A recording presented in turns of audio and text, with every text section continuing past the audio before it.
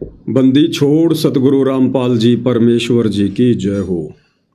परमपिता परमात्मा सारी सृष्टि के रचनहार कुल मालिक असंख्य ब्रह्मांडों के स्वामी जगत गुरु तीनों लोकों में प्रवेश करके सबका धारण पोषण करने वाले राजाधिराज आत्माधार नाथों के नाथ देवों के देव महादेव सर्वेश्वर महेश्वर मृत्युंजय अजरो अमर आदि अनादि सनातनी प्रभु जगत पिता जगदीश्वर श्री श्री 1008 की उपाधि के वास्तविक अधिकारी अकाल मूर्त शब्द स्वरूपी राम वासुदेव सर्वगतम ब्रह्म परम पूज्य प्रथम पूज्य परम संत परम पुरुष परम धनी परम दयालु सत्य कबीर हक्का कबीर अल्लाहु कबीर अल्लाहु अकबर बाखबर अल्लाह ताला जगत के तारणहार जगत के मुक्तिदाता जगत के जगन्नाथ हारे के सहारे हिंदुओं के राम मुसलमानों के अल्लाह सिखों के वाहिगुरु ईसाइयों के मसीह दया के सागर दयानिधि करुणा के सागर करुणानिधि स्वयं भू परिभू संकट मोचन कष्ट हरण मंगल करण दुख भंजन अविगत कबीर निर्विकार निर्विषम परमात्मा अलय अलेख सतगुरु आदि अनादि सतगुरु असली मर्यादा पुरुषोत्तम असली राम असली कृष्ण असली घनश्याम असली मुरारी राजाओं के राजा महाराजाओं के महाराजा शहंशाहों के शहंशाह सम्राटों के सम्राट भगवानों के भगवान अल्लाहों के अल्लाह प्रभुओं के प्रभु मसीहाओं के मसीह सच्चे वाहिगुरु बाबाओं के बाबा पीरों के पीर सेठों के सेठ जगत सेठ सावड़सा सेठ सर्वगुण संपन्न अनंत कोटि कलाओं के स्वामी अनंत कोटि ब्रह्मांडों के नायक योगियों में महायोगी ध्यानियों में महाध्यानी सिद्धों में परम सिद्ध ज्ञानियों में तत्व ज्ञानी ब्रह्म ज्ञानी महाज्ञानी परम ज्ञानी सर्वश्रेष्ठ ज्ञानी विज्ञानी युवा कबीर समर्थ कबीर असमवात अमित ओझा सच्चे रहनुमा करीम अल्लाह सुबहान अल्लाह दुनिया के अंतिम पैगंबर 8 सितंबर 1951 से गांव धनाना जिला सोनीपत हरियाणा भारतवर्ष की पावन भूमि पे प्रकट रियल कल की भगवान श्री नारायण साकार हरि श्री बाबा साहेब नूर अनंत परमात्मा सच्चे दरवेश सच्चे बाखबर सत्य पुरुष अलग पुरुष अनामी पुरुष संत श्रोमणी सतगुरु रामपाल जी परमेश्वर जी के चरण कमल में साध संगति से जुड़े हुए देश विदेश से आप और हम सभी सत्सेवक भाई बहनों का अनंत कोटि दंडवत प्रणाम। सत्साई भाई और बहनों, बहुत बड़ी दया बहुत बड़ी मेहर पूज्य गुरुदेव भगवान की परमेश्वर रामपाल जी की, जिनके शुभ आशीर्वाद से विशेष आशीर्वाद से आप और हम सभी साध संगति से जुड़े हुए सत्सेवक भाई बहन पूज्य गुरुदेव भगवान के द्वारा प्रदत्त शास्त्र अनुकूल सत भक्ति मार्ग पर चलते हुए हर प्रकार से मर्यादाओं में रहकर संघर्ष करते हुए उन्हीं के अमर तत्व ज्ञान को आधार बनाकर अपनी आत्मा के कल्याण हेतु निरंतर इस सत भक्ति मार्ग पर आगे की ओर बढ़ रहे हैं। भाई और बहनों, वर्तमान में अपने मिशन के तहत हिसार जेल में बैठकर पूज्य गुरुदेव भगवान परमेश्वर रामपाल जी जो विशेष संदेश अपनी विशेष आत्माओं के लिए भेज रहे हैं, उन विशेष संदेशों के ऊपर निष्कर्ष निकालने की प्रक्रिया जारी है। वर्तमान में विशेष संदेश नंबर 30 का ये भाग नंबर 2 है। धर्मदास जी की कथा का प्रकरण चल रहा है। आज धर्मदास जी की कथा संपूर्ण होने जा रही है और धर्मदास जी की कथा के माध्यम से पूज्य गुरुदेव भगवान ने आप और हम सभी आत्माओं के बहुत सारे आध्यात्मिक कंसेप्ट क्लियर करवाए हैं। हमें दृढ़ता मिलती है, हमारा विश्वास बढ़ता है और भक्ति मार्ग पर डगमग होने वाली स्थिति से हम बाहर निकलते हैं। तो भाई और बहनों, विशेष संदेश नंबर 30 भाग 2 पूज्य गुरुदेव भगवान के मुख कमल से सुनते हैं। साथ में जहाँ जहाँ आवश्यकता पड़ेगी गुरुदेव के आशीर्वाद से दास विश्लेषण करेगा। तो क्या कुछ परमपिता परमेश्वर जी धर्मदास जी की कथा में आगे समझा रहे हैं कि जब कबीर परमेश्वर जो कि धर्मदास जी के गुरुदेव थे, अपने लीलामयी 120 वर्ष पूरे करके सन 1518 में जब वे मगहर से सशरीर सतलोक को प्रस्थान कर जाते हैं, उसके बाद धर्मदास जी के मन में थोड़ा सा दोष उत्पन्न हो जाता है। दोष कोई भक्ति या भगवान को लेकर उत्पन्न नहीं हुआ।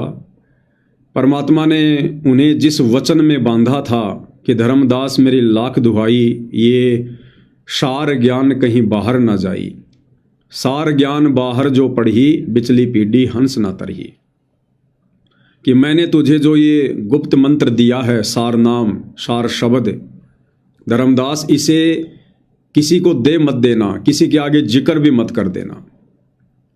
लेकिन धर्मदास जी को चिंता हो गई, और चिंता कहीं न कहीं भाइयों और बहनों ज्ञान की कमी या फिर गुरुदेव भगवान की प्रेरणा।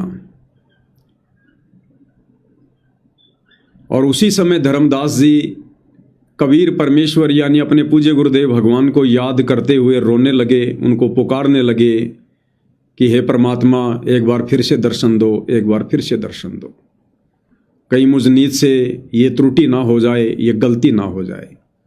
वैसे धर्मदास जी ने तो पक्का ठान ली थी कि मुझे अपने वंशजों को ये मंत्र देना है।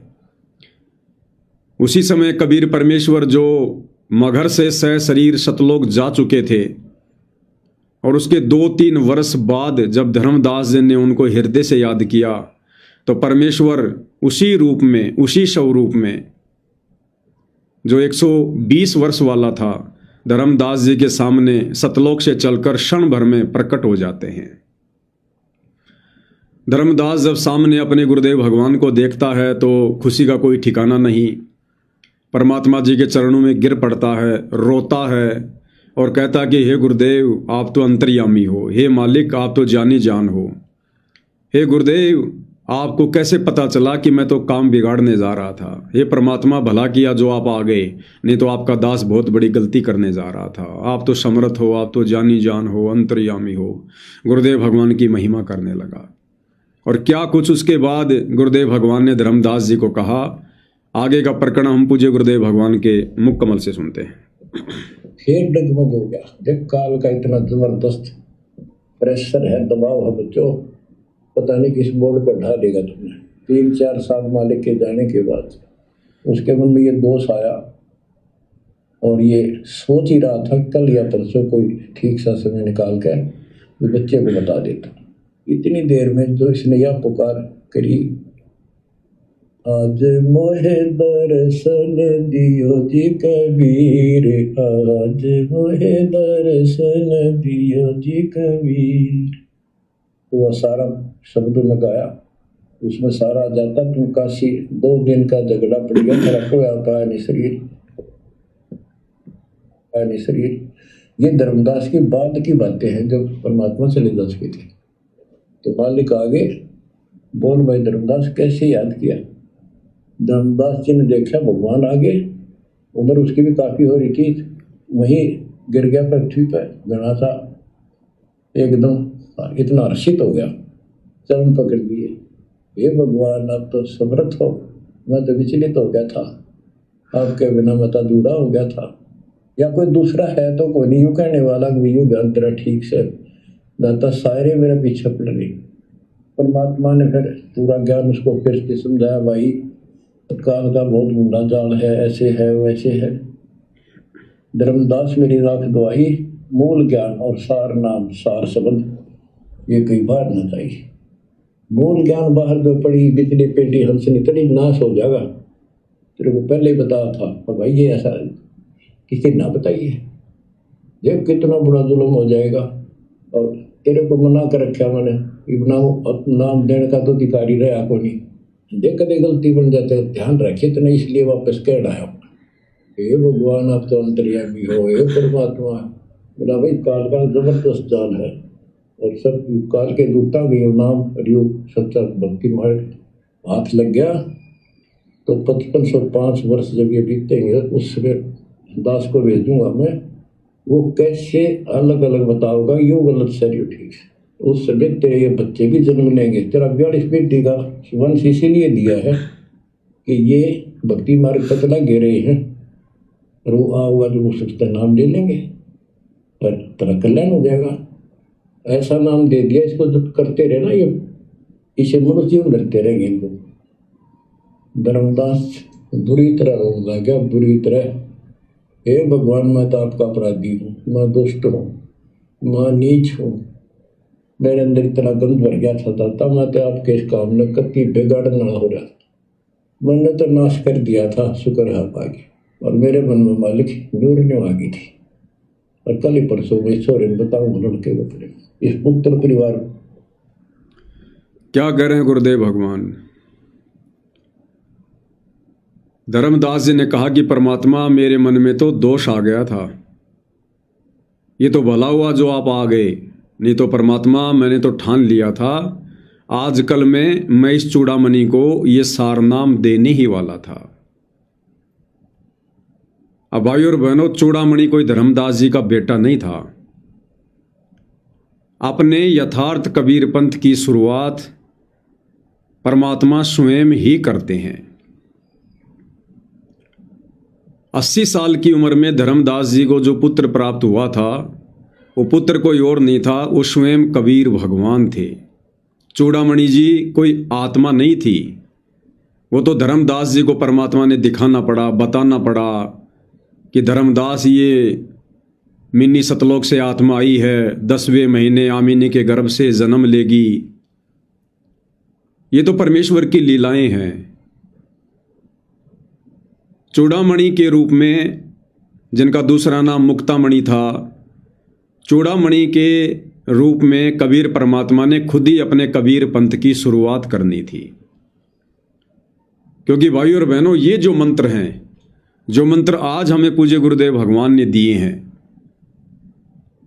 जो प्रथम मंत्र है, ये प्रथम मंत्र भी इस पूरी सृष्टि में कोई दूसरा जीव किसी को प्रदान नहीं कर सकता अपने मुख कमल से बोलकर। ये मंत्र सतगुरु ही दान करता है, और सतगुरु स्वयं कबीर भगवान ही होता है। आज तक का इतिहास है, आप और हम तो सतयुग, त्रेता, द्वापर, कलयुग का प्रथम चरण और वर्तमान का समय, हम केवल इतना ही जानते हैं जो गुरुदेव भगवान ने बताया। इस कबीर परमेश्वर जी के अलावा जब जब ये कबीर परमात्मा संत रूप में, जिंदा बाबा रूप में, साधु रूप में, तत्वदर्शी संत रूप में जब जब ये प्रकट हुए हैं, ये मंत्र, यथार्थ भक्ति मंत्र कबीर परमेश्वर जी ने स्वयं ही आगे आत्माओं को दान किया है। कोई जीव ये मंत्र दान नहीं कर सकता। धर्मदास जी को परमात्मा जी ने गुरुपद दिया था, लेकिन बाद में वापस ले लिया था। धर्मदास जी ने किसी को ये मंत्र दान में नहीं दिए, क्योंकि ये मंत्र जीव के अलावा, इस परमात्मा के अलावा कोई जीव दे ही नहीं सकता, कोई अधिकारी ही नहीं है। तो चूड़ामणि जी के माध्यम से परमात्मा जी ने अपना जो पंथ था उसकी 650 साल पहले शुरुआत करनी थी। तो परमेश्वर चूड़ामणि के रूप में खुद ही थे, स्वयं ही थे। और उसके बाद देख लो भाई और बहनों, जब आदरणीय गरीबदास जी आए तो गरीबदास जी ने भी ये मंत्र किसी को नहीं दिए, और गरीबदास जी के रूप में खुद कबीर भगवान थे। लेकिन गरीबदास जी का रोल क्या था? एक जीव का, एक भगत का। तो गरीबदास जी ने भी कभी किसी को ये मंत्र दान में नहीं दिए, केवल अपने ग्रंथ साहिब में लिख दिया, क्योंकि एक जीव कभी किसी को ये मंत्र दे ही नहीं सकता। नानक जी के रूप में खुद कबीर भगवान थे। आज हमें पता चल गया, जिस समय नानक जी की आत्मा को परमात्मा शरीर से निकालकर बेई नदी से सतलोक ले गए थे, उस समय तक तो वो नानक की आत्मा थी, लेकिन वापस आते समय वो नानक की आत्मा नहीं थी। नानक को तो परमात्मा ने मिनी सतलोक में बैठा दिया था। नानक जी को तो वर्तमान समय में जन्म देना था, और फिर पूरी की पूरी लीला नानक जी के रूप में खुद कबीर भगवान सतगुरु रामपाल जी ने की। अन्यथा नानक जी कहाँ बाला मर्दाना को लेकर प्रहलाद के लोक में चले जाएंगे? प्रहलादपुरी का और ध्रुवपुरी का तो काल को भी नहीं पता। उस प्रहलाद को प्रहलादपुरी और ध्रुव को ध्रुवपुरी ये कबीर भगवान ने दी हैं रचकर। जैसे काल को मिनी सतलोक के बारे में नहीं पता, ऐसे उनके लोगों के बारे में भी नहीं पता। इसीलिए तो कहा था मर्दाना के पूछने पर प्रहलाद जी ने, जब मर्दाने ने पूछा कि यहां पर और कौन कौन आया है, तो बोले भाई आज से पहले तो कबीर आया है, आज ये नानक आया है, और नानक जी के सचखंड जानने के सैकड़ों वर्ष बाद एक और आएगा जो जाट वर्ण में होगा, बरवाड़ा जिसका प्रचार प्रसार क्षेत्र होगा, और वो भी इन्हीं के जैसा होगा। तो कौन है वो तीसरा? वो सतगुरु रामपाल जी हैं। तो नानक जी को हो, चाहे कबीर जी को हो, चाहे सतगुरु रामपाल जी को हो, ये परमात्मा के ही रूप हैं। तो ये मंत्र जीव कभी किसी को दान नहीं कर सकता। और वर्तमान में देख लो, ये मंत्र सतगुरु रामपाल जी ही दान कर रहे हैं। और आगे के लिए गुरुदेव भगवान ने सबको प्रतिबंधित कर दिया कि मेरे सतलोक जाने के बाद शरीर रूप में कोई भी गुरु नहीं होगा। ये जो मंत्र हैं ये इलेक्ट्रॉनिक उपकरणों के माध्यम से दान किए जाएंगे। चाहते तो गुरुदेव भगवान किसी भगत को गुरुपद दे सकते थे, लेकिन कोई जीव ये मंत्र देने का अधिकारी नहीं है। तो चूड़ामणि के रूप में भी उस समय खुद कबीर परमात्मा सतगुरु रामपाल जी ही थे, लेकिन धर्मदास जी इस खेल को उस समय समझ नहीं पा रहे थे। वो ढंग से अपने गुरु को नहीं पहचान पा रहे थे। चूड़ामणि के रूप में कहाँ से जान पाते, कहाँ से पहचान पाते? वो तो अपना बेटा मान रहे थे कि आमिनी के गर्भ से जन्म हुआ है। अरे भैया, ये गर्भ से जन्म लेने वाली लीला तो कबीर भगवान ने गरीबदास जी के रूप में भी की। सांसारिक दृष्टि में तो जन्म, और वैसे परमात्मा की लीला, परमात्मा का खेल। वही लीला कबीर भगवान ने 8 सितंबर 1951 को सतगुरु रामपाल जी के रूप में की। दुनिया की नजरों में जन्म, आध्यात्मिक दृष्टि से लीला, प्रकट होना। तो इन मंत्रों को दान करने का कोई भी जीव अधिकारी नहीं है। लेकिन धर्मदास जी ने अपनी नासमझी के चलते इन मंत्रों को आगे दान करने का फैसला किया। उसी समय कबीर परमात्मा जी प्रकट हो गए, और प्रकट होकर फिर धर्मदास जी से क्या कुछ कहा परमेश्वर जी ने। दीवार मुंह में मैं अंधा हो गया। धर्मदास बुरी तरह रोए और आंसू पड़े उसके। ने बोले परमात्मा माफ कर दो, गड़ा दुष्ट हो गया मैं तो। ए परमात्मा मेरा शरीर छुटवा दो, शरीर छुटवा दो, पार नहीं पड़े, बड़ी अवस्था होगी, मन काबू ना रह रहा। परमात्मा बोले दुख ना पा भाई। उसके मन में प्रेरणा की। परमात्मा बोले मैंने देख तेरे को कितनी शक्ति बताई भाई, तेरे जगन्नाथ का मंदिर मैंने रोका, वहाँ एक पत्थर पर बैठ कर 5-6 बार तोड़ दिया था, 6ठी बार मैंने रोका भाई। उसको ऐसी प्रेरणा बनाई, हे महाराज, हे भगवान, वह स्थान एक बार देखना चाहूँ मैं जहाँ बैठ कर आपने वो मंदिर समुद्र रोका था। और सारी बात समझ में आ गई थी उसका कि ये समुद्र कैसे रोक दिया होगा। वो स्थान देखना चाहूँ जहाँ आप बैठे थे। परमात्मा बोले चल भाई। पहले पैदल चल रहा करते थे, दोनों जने चल पड़े 3, 4, 5, 6 दिन में, और जगन्नाथ के उस स्थान पर पहुंच गए, उस पुरी में जहाँ परमात्मा ने ये समुद्र रोका था। तो वहाँ के अब देखो भाई और बहनों, ऐसी लीला करता है परमात्मा, काल भी धोखे में रहता है। आम जीव की क्या औकात जो इस परमेश्वर को जान ले, पहचान ले, जब तक कि वे ना चाहें। सतलोक से पाताल लोक की दूरी गुरुदेव ने बताई 16 शंख कोश। सतलोक से पृथ्वी तक की दूरी नहीं है 16 शंख कोश। नीचे जो पृथ्वी से नीचे जो पाताल लोक है, उस पाताल लोक की धरती से लेकर सतलोक की दूरी 16 शंख कोश। अब सतलोक से चलकर धर्मदास की पुकार पर जो कबीर परमात्मा क्षण भर में पलक झपकने जितनी देर में धर्मदास के सामने प्रकट हो गया, और फिर धर्मदास को लेकर बांधवगढ़ से और जगन्नाथपुरी जा रहा पैदल, और 7-8 दिन लग गए। चाहते तो परमात्मा धर्मदास को कहते कि भैया धर्मदास कर आंखें बंद, जैसे नानक जी के रूप में कबीर परमात्मा ने बाला मर्दाना को कहा कि भाई करो आंखें बंद, और जैसे ही आंखें खोली वो तो श्रीलंका में समुद्र के किनारे खड़े थे। अब राइम सुल्तान के समय परमात्मा जी ने जेल में जितने भी 360 वो जो साधु संत महात्मा थे जिनको जेल में डाल दिया था इब्राहिम ने, परमात्मा ने सबको कहा कि भैया आंखें बंद करो, सबने आंखें बंद कर ली।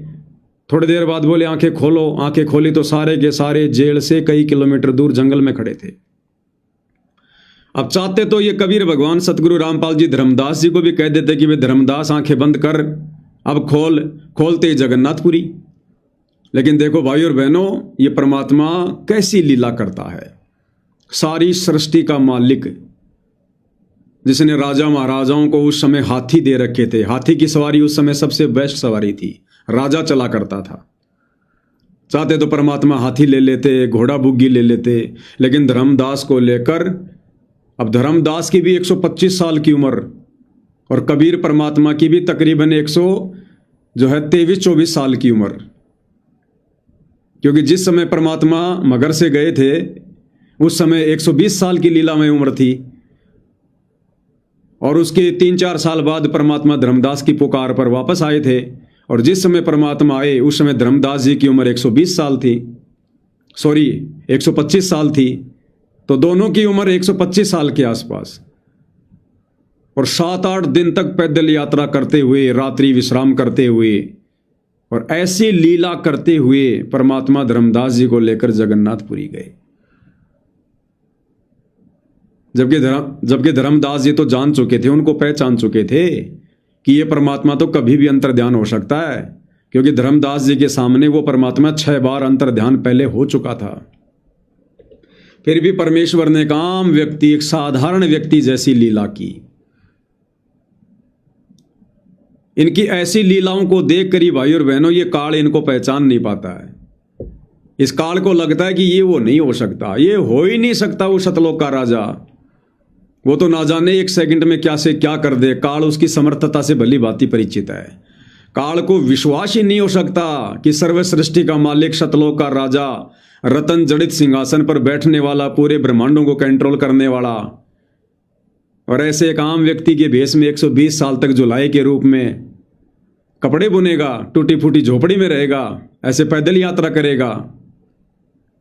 तो सोचो भाई और बहनों, जब ये काल जो 21 ब्रह्मांड का नकली भगवान है, जब ये भी इस कबीर भगवान को नहीं पहचान पाता है, तो सोचिए फिर आप और हम 2 कोटि के जीव, आप और हम तो काल के आगे भी कुछ नहीं है।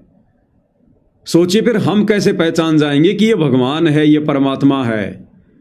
और यही कारण है आज 35 साल हो गई सतगुरु रामपाल जी का परिवार, जिस परिवार में परमात्मा ने प्रकट होने की लीला की, जिस परिवार में परमात्मा उन आत्माओं के साथ में उनके बचपन से रहे, अपने बेटा बेटी के रूप में उन आत्माओं को पाला पोषा, आज वो सतगुरु का परिवार भी इस कबीर परमेश्वर जी को पहचान नहीं पा रहा, ढंग से अपना गुरु भी नहीं मान पा रहे। तो सोचो फिर आम भक्तों की क्या औकात, क्या बिसात, जो गुरु रूप में इन्हें परमात्मा कह दे, इन्हें परमात्मा मान ले, परमात्मा जान ले। तो ये सारा का सारा जो खेल है ये कबीर भगवान का खुद का है। ये कबीर परमात्मा जिन जिन आत्माओं से चाहेगा अपनी पहचान करवाएगा, नहीं तो जीव अपनी बुद्धि स्तर से, अपने ज्ञान आधार से, अपनी भक्ति के बल से ये लाख जन्म भी इस परमेश्वर की पहचान नहीं कर सकता। अब विचार करो भाई और बहनों, पूरे विश्व की जनसंख्या लगभग 800 करोड़ से ऊपर है। उस 800 करोड़ की जनसंख्या में मुट्ठी भर लोग सतगुरु रामपाल जी के भगत हैं, और उन मुट्ठी भर लोगों में भी चंद भगत जो साध संगति से जुड़े हुए हैं, केवल उन्होंने अपने गुरु को परमात्मा के रूप में पहचाना है। तो गुरु को परमात्मा के रूप में पहचानने की औकात आप और हम साध संगति से जुड़े भाई बहनों की नहीं है। आप और हमारे से तो बड़े बड़े ज्ञानी, बड़े बड़े ध्यानी, बड़े बड़े गुरु जी के निकट रहने वाले, बड़े बड़े परम सेवादार, कोऑर्डिनेटर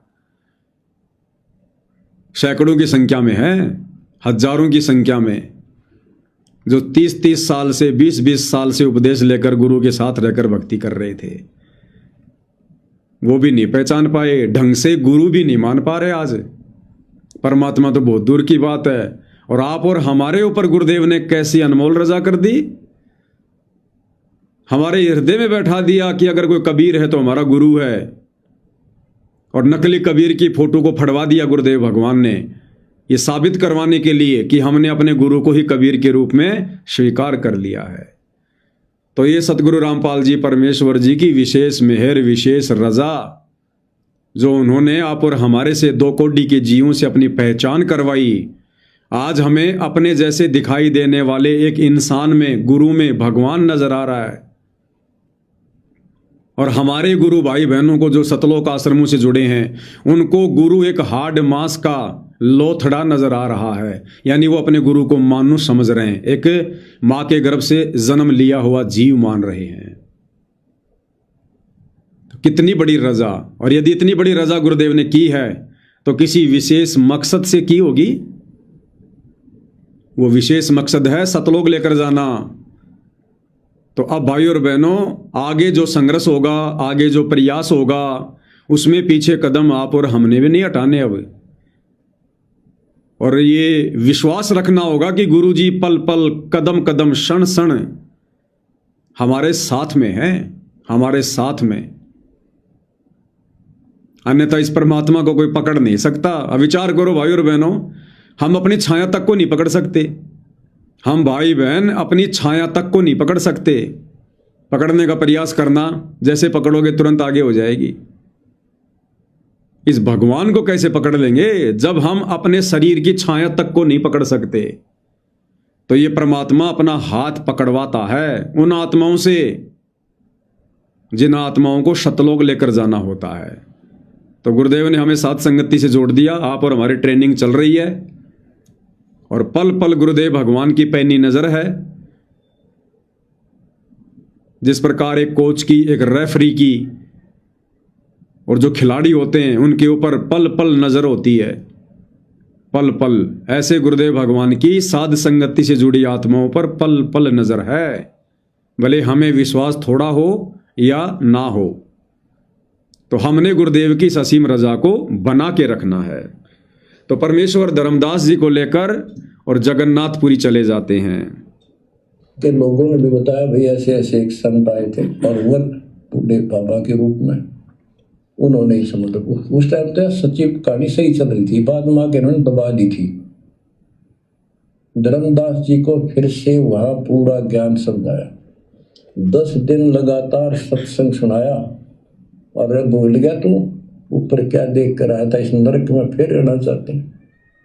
एक लेवा एक देवा दूत में कोई किसी का पिता नहीं, पुत्र मरण संबंधी सब जुड़ा के ठाटा, अंश में सब पारा बैठे। धर्मदास जी बोले जी मेरा शरीर छुटवा दो, मन ले चलो यहाँ से, नरक से निकाल दो, मैं कति गिर चुका हूँ, और मालिक आपने समय पर समा दिया। धर्मदास जी ने क्या कहा जब परमात्मा उन्हें जगन्नाथपुरी ले गए? 10 दिन तक दोबारा से पूरा ज्ञान समझाया। ज्ञान किस लिए समझाया? ताकि धर्मदास की आस्था जो काल प्रेरणा से इसके बेटे में लग गई है, चूड़ामणि में लग गई है, ये आस्था इसकी फिर से हटे, फिर से इसकी सोई हुई आत्मा जागे, ताकि फिर इसको मैं वो मंत्र दूं, और जब ये उस मंत्र का स्मरण करे तो इसकी सुरती सतलोक में लगे। सब कुछ बताया गुरुदेव भगवान ने। और उसके बाद परमात्मा जी ने धर्मदास जी को वो मंत्र दिया, और परमात्मा जी समझाने लगे धर्मदास जी को। तो धर्मदास जी कहने लगे कि हे परमात्मा, मेरे बस की बात नहीं है, मेरा शरीर छुड़वा दो, मुझे सतलोक भेज दो। परमात्मा मेरे बस की बात नहीं है। अब भाई और बहनों, ठीक है धर्मदास जी की उम्र काफ़ी हो गई थी, उस समय इतने सत्संग भी सुनने को नहीं मिलते थे, लेकिन फिर भी भाई और बहनों, सतगुरु से ये कहना कि मेरे बस की बात नहीं है, ये भगत की कमजोरी में आता है। सतगुरु ने हमें जो भक्ति विधि दी है, हमने उस भक्ति विधि को परिपूर्ण करके ही यहां से मुक्ति प्राप्त करनी है। जबरदस्ती सतगुरु नहीं करेगा। जबरदस्ती करनी होती तो ये समर्थ है कब का कर देता। आज 21 ब्रह्मांड में कोई देखने को भी नहीं मिलता।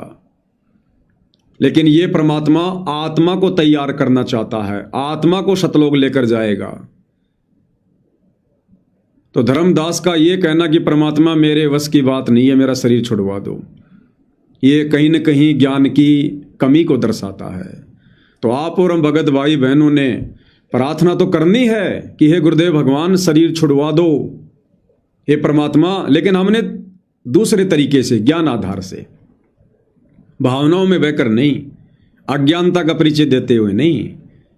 देखो ये कलयुग की बिचली पीढ़ी है, परमात्मा ने पूरा कोर्स दे दिया, और पूरा कोर्स देने के बाद यदि परीक्षा में बच्चा नकल करता है तो गुरु नाराज होता है। फिर आज कोई कमी नहीं छोड़ी गुरुदेव भगवान ने समझाने में। तो आप और हमने प्रार्थना तो करनी है परमात्मा जी से सतलोक की, मुक्ति की, मोक्ष की, लेकिन हमने करनी ऐसे है कि हे गुरुदेव भगवान, हे अंतर्यामी, हे जानी जान, हे परमेश्वर, अपने दास के ऊपर रजा करो परमात्मा, दया करो परवरदिगार। हे परमात्मा, अब इस काल के लोक में दास का मन नहीं लगता है। हे परमेश्वर, आप समर्थ हो, आप दयालु हो परमात्मा, आप जो चाहे सो कर सकते हो परमात्मा। आप एक पल में अपनी आत्मा को सतलोक में बैठा सकते हो, तुम कर दो पल में पार, हो जा रजा थारी। ये परमात्मा अब नीच को ले चलो, अब इस काल के लोक में दिल नहीं लगता है। ये परमेश्वर, आपने ऐसा ज्ञान दे दिया, ऐसा ध्यान दे दिया, ये परमात्मा अब इस गंदे लोक में कौन रहना चाहेगा। कोई निर्भागी होगा, कोई बद किस्मत होगा जो आपके द्वारा ऐसा निर्मल ज्ञान देने के बाद भी, ऐसी पवित्र जगह सतलोक की जानकारी देने के बाद भी, और काललोक के सारे कष्टों से, दुखों से परिचित करवा दिया, उसके बाद भी परमात्मा इस गंदे लोक में कोई निर्भागी आत्मा ही रहना चाहेगी। हे गुरुदेव भगवान, अपने दास पे रजा करियो, हे परमात्मा, अब की बार इस गंदे लोक में ना छोड़ियो। हमने इस प्रकार से गुरुदेव भगवान से रजा करनी है। यहाँ के दुखों से दुखी होकर, छोटे मोटे लड़ाई झगड़ों से परेशान होकर, या अन्य किसी प्रकार की धन की कमी से दुखी होकर ये नहीं कहना कि ले चलो परमात्मा, बस मेरा तो जी भर गया। वो तो परमात्मा को पता है कि जी भरा कि नहीं भरा है। हम थोड़ी अंतर्यामी को शिक्षा दे सकते हैं। बरवाला कांड के समय की बात है, जयपुर से एक भगत है लोकेंद्र दास। बरवाला कांड के समय वो आश्रम में गया हुआ था, और जब ये झगड़ा फसाद सा होने लगा या कोई काम होगा, वो वापस जयपुर को आने लगा। काफ़ी समय पहले से नामोपदेशी था, गुरुदेव भगवान से मिला करता था, मुलाकात होती थी। परमात्मा वैसे तो जाने जान है, लेकिन सांसारिक तौर पर उनके नाम से भी जाना करते थे। तो वो जयपुर के लिए निकला, बीच रास्ते से परमात्मा ने उसको वापस बुलाया। दास ने सुना है, जो दूसरे भगत हैं उनसे सुना है। वो बीच रास्ते वापस गया और गुरुदेव ने कहा, भाई तेरे को सार नाम देना है, इसलिए तेरे को बुलाया है। अब देखो भाई और बहनों, परीक्षा परमात्मा ऐसे लेता है, ऐसे परमात्मा परीक्षा लेता है जब भगत को वो शब्द देता है, सार नाम देता है। इन आश्रम वालों ने तो 4 सवाल पूछने हैं वर्तमान में। जो सार नाम लेने जाता है उनसे पहला सवाल तो ये पूछा जाता है, पवनदास की वीडियो देखे हुए कितना समय हो गया। कोई कह दे भगत जी 2 महीने हो गए, नहीं नहीं नहीं नहीं, कम से कम 6 महीने होने चाहिए। 6 महीने तक अगर तूने पवनदास की वीडियो नहीं देखे तो सार नाम मिलेगा। चल 4 महीने और वेट कर। दूसरा सवाल, सतलोक आश्रम मैनेजमेंट के विषय में आपके क्या विचार हैं। ये तो इनके सार नाम की परीक्षा है वर्तमान में, तो ऐसा ही इनका सार नाम होगा। अरे परमात्मा, वो जानी जान, वो अंतर्यामी, वो ले सकता है परीक्षा। जीव जीव की क्या परीक्षा लेगी, ये तो बच्चों वाला खेल हो गया। जीव जीव को सार नाम दे रहा है, जीव जीव की परीक्षा ले रहा है। ये तो गुड्डा गुड्डी का खेल खेल रहे हैं ये नादान। अब सार नाम की परीक्षा उस परमात्मा ने ली, उस लोकेंद्र की, वापस बुलाया, बोला बेटा तेरे को सार नाम देना इसलिए बुलाया, चल तेरे को सार नाम देता हूं। अब वो क्या बोला, बोला गुरुदेव मैं अभी सार नाम के लायक नहीं हुआ हूं। अपने आप में शाना बन के बोला गुरुदेव मैं अभी सार नाम के लायक नहीं बना। तो गुरुजी बोले बेटा तू मेरे को समझाएगा क्या कि तू सार नाम के लायक है कि नहीं है? तू सार नाम के लायक बना या नहीं बना तू मेरे को समझाएगा क्या? यानी वो उसकी परीक्षा थी भाई और बहनों, और वो फेल हो गया। गुरुजी कह रहे हैं बेटा चल तुझे सार नाम देता हूं इसलिए बुलाया है।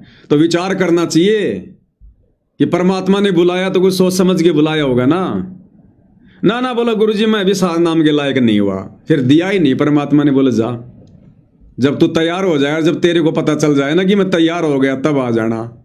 उसके बाद भर वाला कांड हो गया। उसके बाद भाई ने कहाँ तैयार होना था, फिर तो मैनेजमेंट की पूंछ पकड़ के बैठ गया।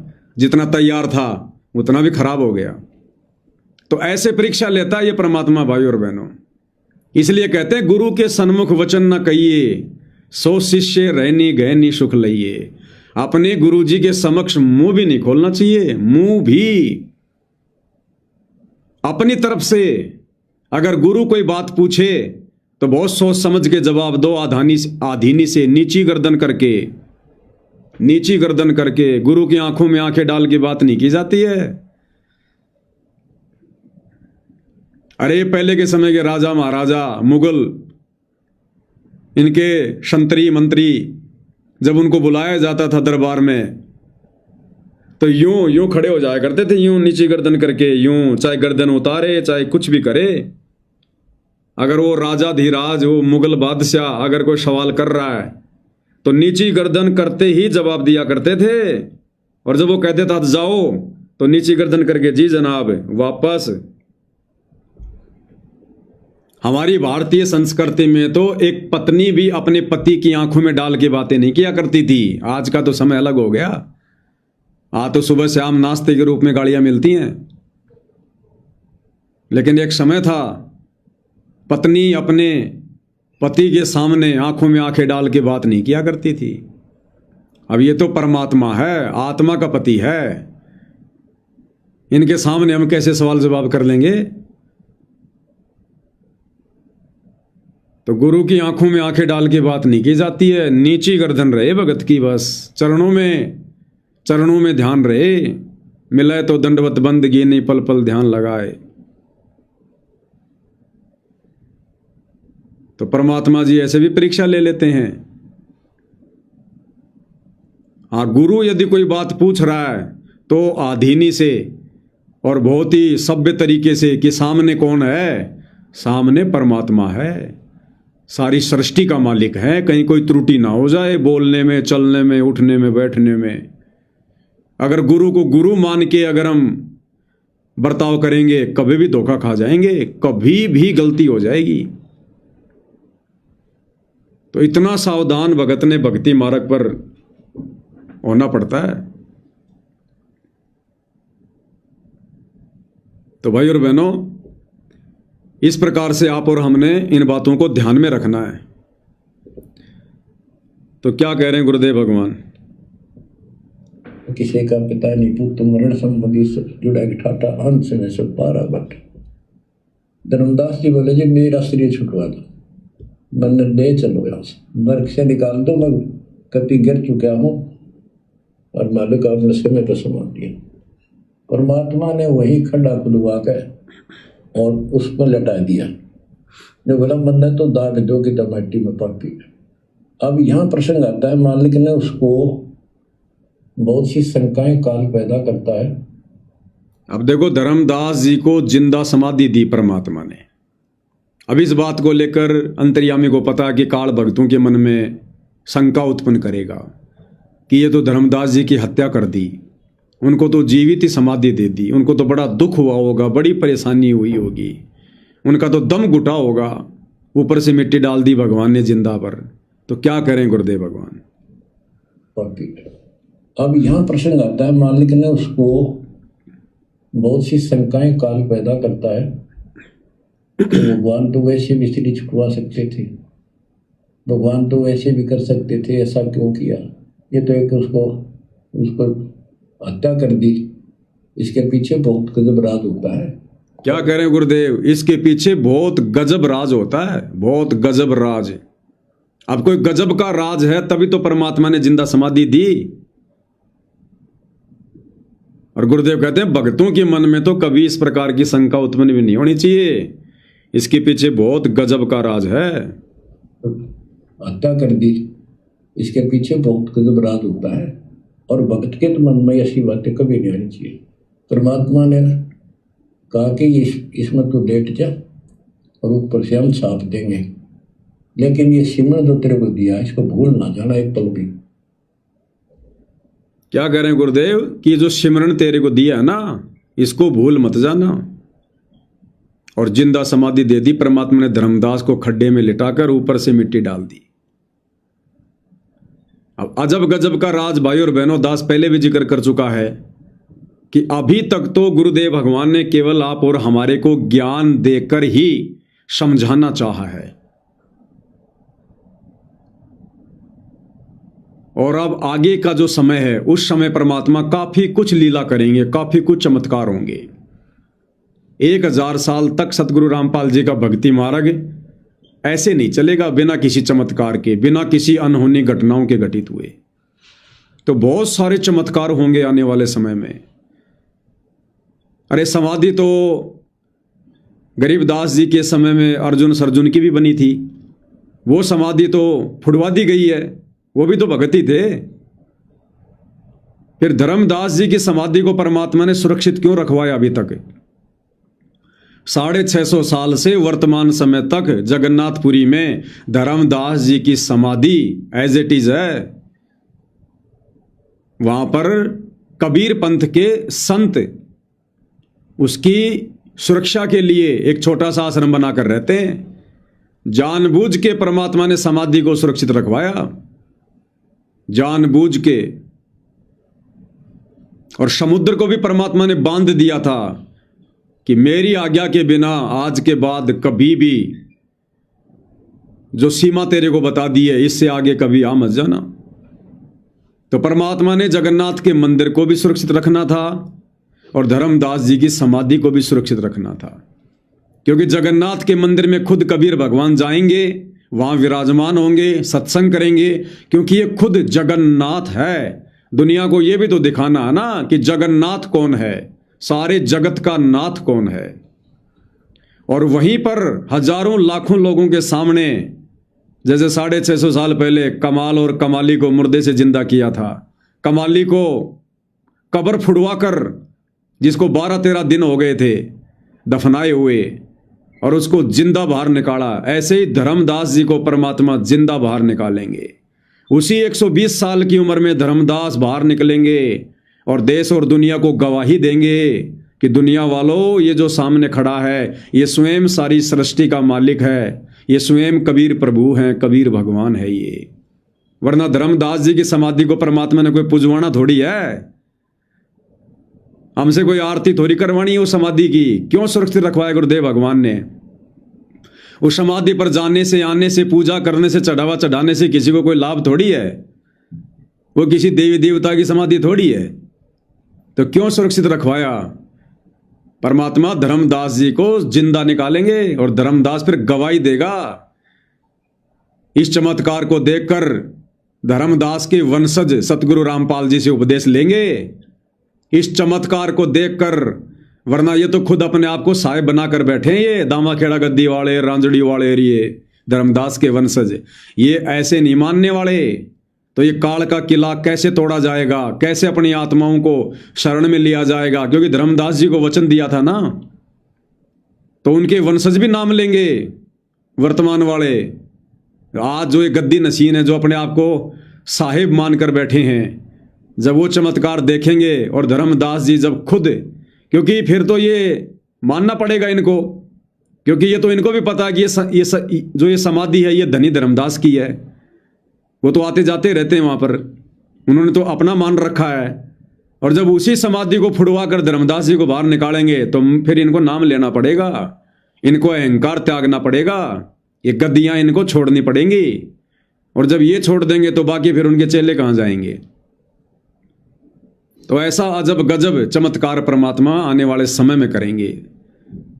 और बहुत सारे चमत्कार होंगे, जैसे परमात्मा जो है प्रहलाद के लोक में जाएंगे सतगुरु रामपाल जी, दुनिया देखेगी, अपने कुछ भक्तों को भी लेकर जाएंगे। कह रखा ना प्रहलाद ने कि एक और आएगा, तो आएगा ना, ऐसे थोड़ी लिख दिया। तो प्रहलाद के लोक में जाएंगे गुरुदेव भगवान अपने कुछ भक्तों को लेकर, जिन पर वो दया करेंगे। कुंभकर्ण की खोपड़ी जिसमें भीम के पैर भी नहीं टिक रहे थे, जो दिल्ली के आसपास है, उसको भी परमात्मा निकालेंगे, वो तालाब। तब दुनिया को यकीन होगा, हाँ जी सतयुग में वास्तव में 150-150 फुट के लोग थे, 200-200 फुट के लोग थे। कुंभकर्ण इतना बलिष्ठ था, कई किलोमीटर ऊंचा था, तब लोगों को यकीन होगा। वो 13 कागजों वाली गाड़ी जो दिल्ली में उस समय के मुगल बादशाह ने जमीन में दबवा दी थी, कबीर वाणियाँ, वो 13 कागज गाड़ियां भी परमात्मा निकलवाएंगे नीचे से। बहुत सारे चमत्कार होंगे भाई और बहनों। तब आने वाले समय में दुनिया इनको जगन्नाथ मानेगी, इनको कबीर भगवान मानेगी। तब इनके जाने के बाद हजारों साल तक इनका भक्ति मार्ग चलेगा। ऐसे नहीं चलता, ज्ञानवान से दुनिया नहीं मानती। आज मना के देख लो ना, ज्ञान से गुरु का परिवार तो नहीं मान रहा, ज्ञान से भगत तो नहीं मान रहे। तो ऐसे ऐसे अद्भुत चमत्कार आने वाले समय में इस पृथ्वी पर सतगुरु रामपाल जी के द्वारा होंगे। ये तो पूर्व निर्धारित हैं जो होंगे।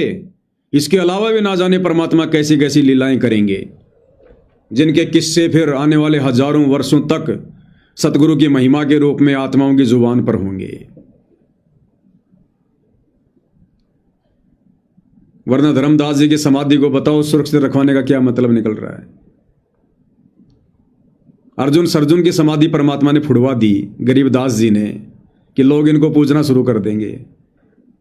तो धर्मदास जी को नहीं पूजते, लेकिन परमात्मा ने बहुत आगे लीलाएं करनी है, उसके लिए मालिक ने सुरक्षित रखा।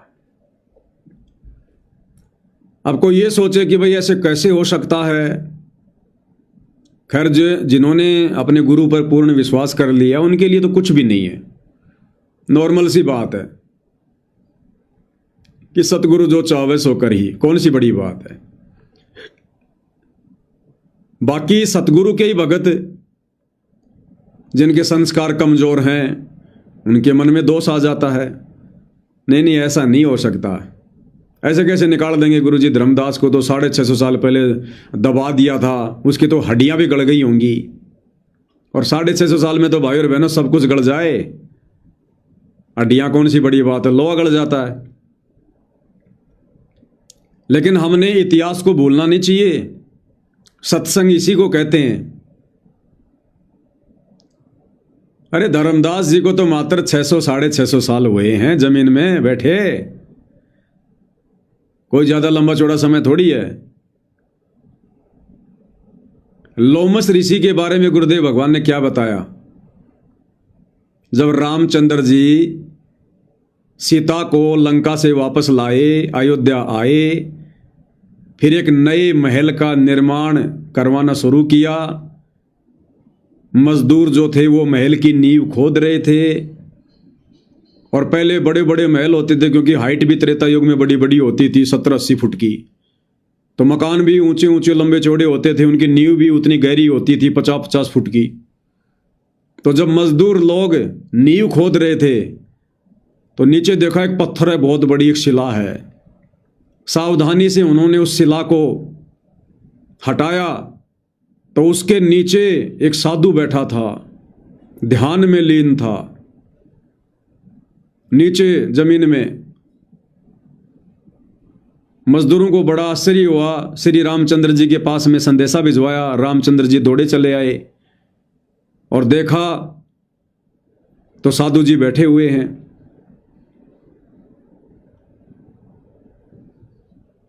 तो श्री रामचंद्र जी ने उनसे प्रार्थना की कि हे महाराज, आप कौन हो, अपना परिचय दीजिए, आशीर्वाद दीजिए अपने दास को।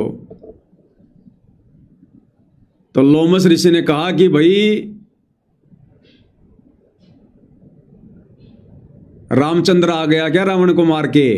हाँ जी, बोले आ गया। सीता को ले आया? बोला जी ले आया। बोले त्रेता युग चल रहा है? हाँ जी त्रेता युग चल रहा है। तो बोला भैया मेरे को वापस इस जमीन में सेट कर दो, इस पत्थर को वापस रख दो। ऐसे कैसे? बहुत गंदा लोक है, बहुत गंदा समय चल रहा है। और ऐसे गंदे समय में मैं बाहर नहीं निकलूंगा मैं। तो रामचंद्र जी ने कहा कि महाराज मेरी तरफ से एक भेंट स्वीकार करो, मेरी अंगूठी स्वीकार करो। तो लोमस ऋषि ने कहा कि मेरा जो ये कमंडल है ना, इसमें डाल दे भाई। तो रामचंद्र जी जैसे अपने हाथ की अंगूठी निकाल के उसके कमंडल में डालने लगे, रामचंद्र जी ने देखा उसमें तो ऐसी ऐसी और बहुत सारी अंगूठियां हैं।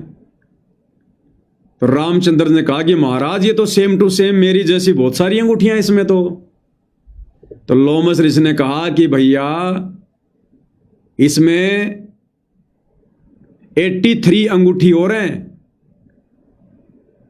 और तेरे जिसे 83 रामचंद्र आके चले गए, और ऐसे ही वो आता है, ये मजदूर महल बनाने के लिए गड्ढा खोदते हैं और मैं नीचे मिलता हूं और मैं फिर वापस इसी गड्ढे में बैठ जाता हूं।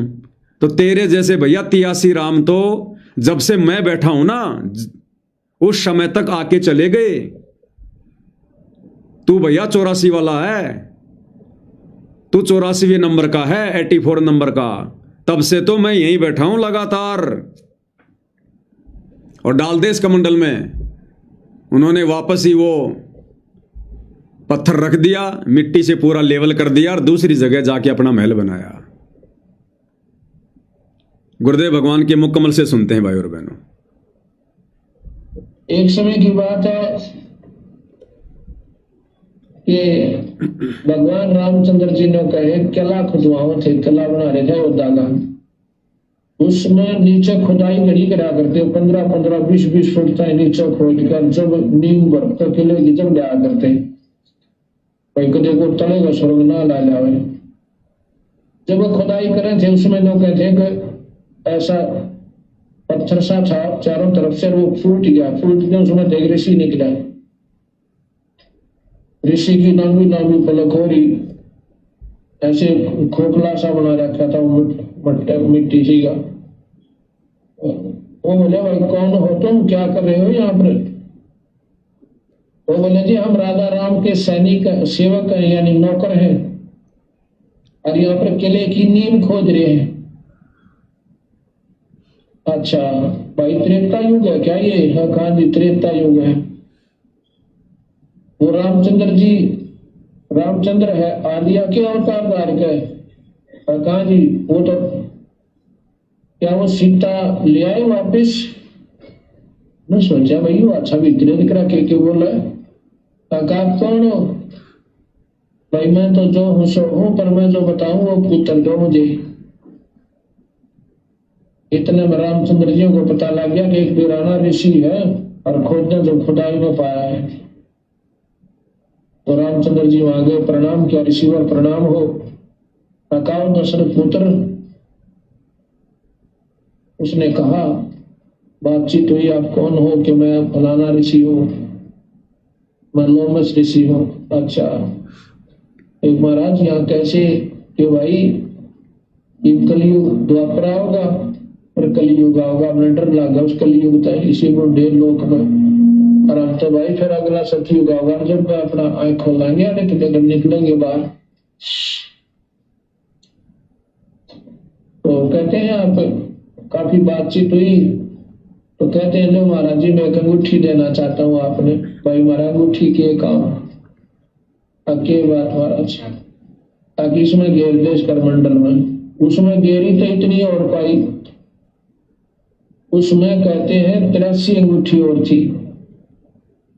वो बोला महाराज जी राम नाम की लिखी हुई अंगूठी और भी है, ताकि भाई तेरे जैसे राम देकर जा रहे सब थोड़ा 83 राम और आ लिए। लोमस ऋषि की आयु बहुत लंबी बताते हैं। उसका कहते हैं 4 युग जब समाप्त हो जाते हैं एक रूम टूटता है। और ये कहते हैं 3.5 करोड़ रूम है अपने, 3.5 करोड़ रूम। उसको लोमस ऋषि रूमी ऋषि कहते हैं, रूमी ऋषि। उसके इतनी आयु है जितने उसके रूम है, इतना 4 युग में एक रूम टूटा है, यानी उसकी इतनी आयु घटे। तो बोला भाई 84 भी बार आ रहा तो मेरा तेरा जैसे हनुमान राम ये आत्मा खत्म हो जाती है। विष्णु जो है नेक्स्ट विष्णु, फिर वो सूच आत्मा परमात्मा फिर बिठा दी जाती है गद्दी पर, भगवान काल के घर पर जन्म लेकर। तो 84 कहते हैं, गरीबदास जी कहते हैं रावण सीता ले गया दर 83 बार। 83 बार का प्रमाण तो इन शास्त्रों में मिला है, पर गरीबदास जी कहते हैं 30 कोण रामा अवतारी सीता संग्रहण की नारी। इनकी तो गिनती है कोई ना कितने चक्कर काट। अब विचार करो भाई और बहनों, ये कथाएं कैसी अजब गजब शिक्षा दे रही हैं।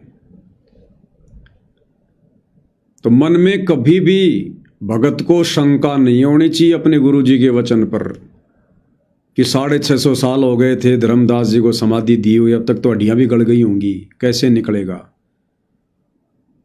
अब बताओ, वो लोमस ऋषि भी तो वहां पर नीचे बैठा है, अभी भी बैठा ही हुआ है, और 84 बार ये त्रेता युग बीत गए, 84 बार, तब से वो लोमस ऋषि जमीन के अंदर ही बैठा है। वो तो निकल रहा, उसको तो कोई भगवान भी नहीं मिला, कोई तत्वदर्शी संत भी नहीं मिला, उसको तो सारनाम भी नहीं मिला, सतनाम भी नहीं मिला था। तो धर्मदास कैसे गल जाएगा? बैठ के सुमरण कर रहा है, धर्मदास अपने सुमरण पे लगा हुआ है। क्या कहा था परमात्मा ने कि धर्मदास जो सुमरण तेरे को दे दिया इसको भूलना मत, सुरती लगा के रख। तो धर्मदास भाई जो मंत्र भगवान ने दिया था ना 650 साल पहले, समाधि देने से पहले, और कहा था कि धर्मदास अपनी सुरती लगा के रखना इस पे, तो धर्मदास भैया लेटा है या बैठा है, वो अपना सुमरण कर रहा है।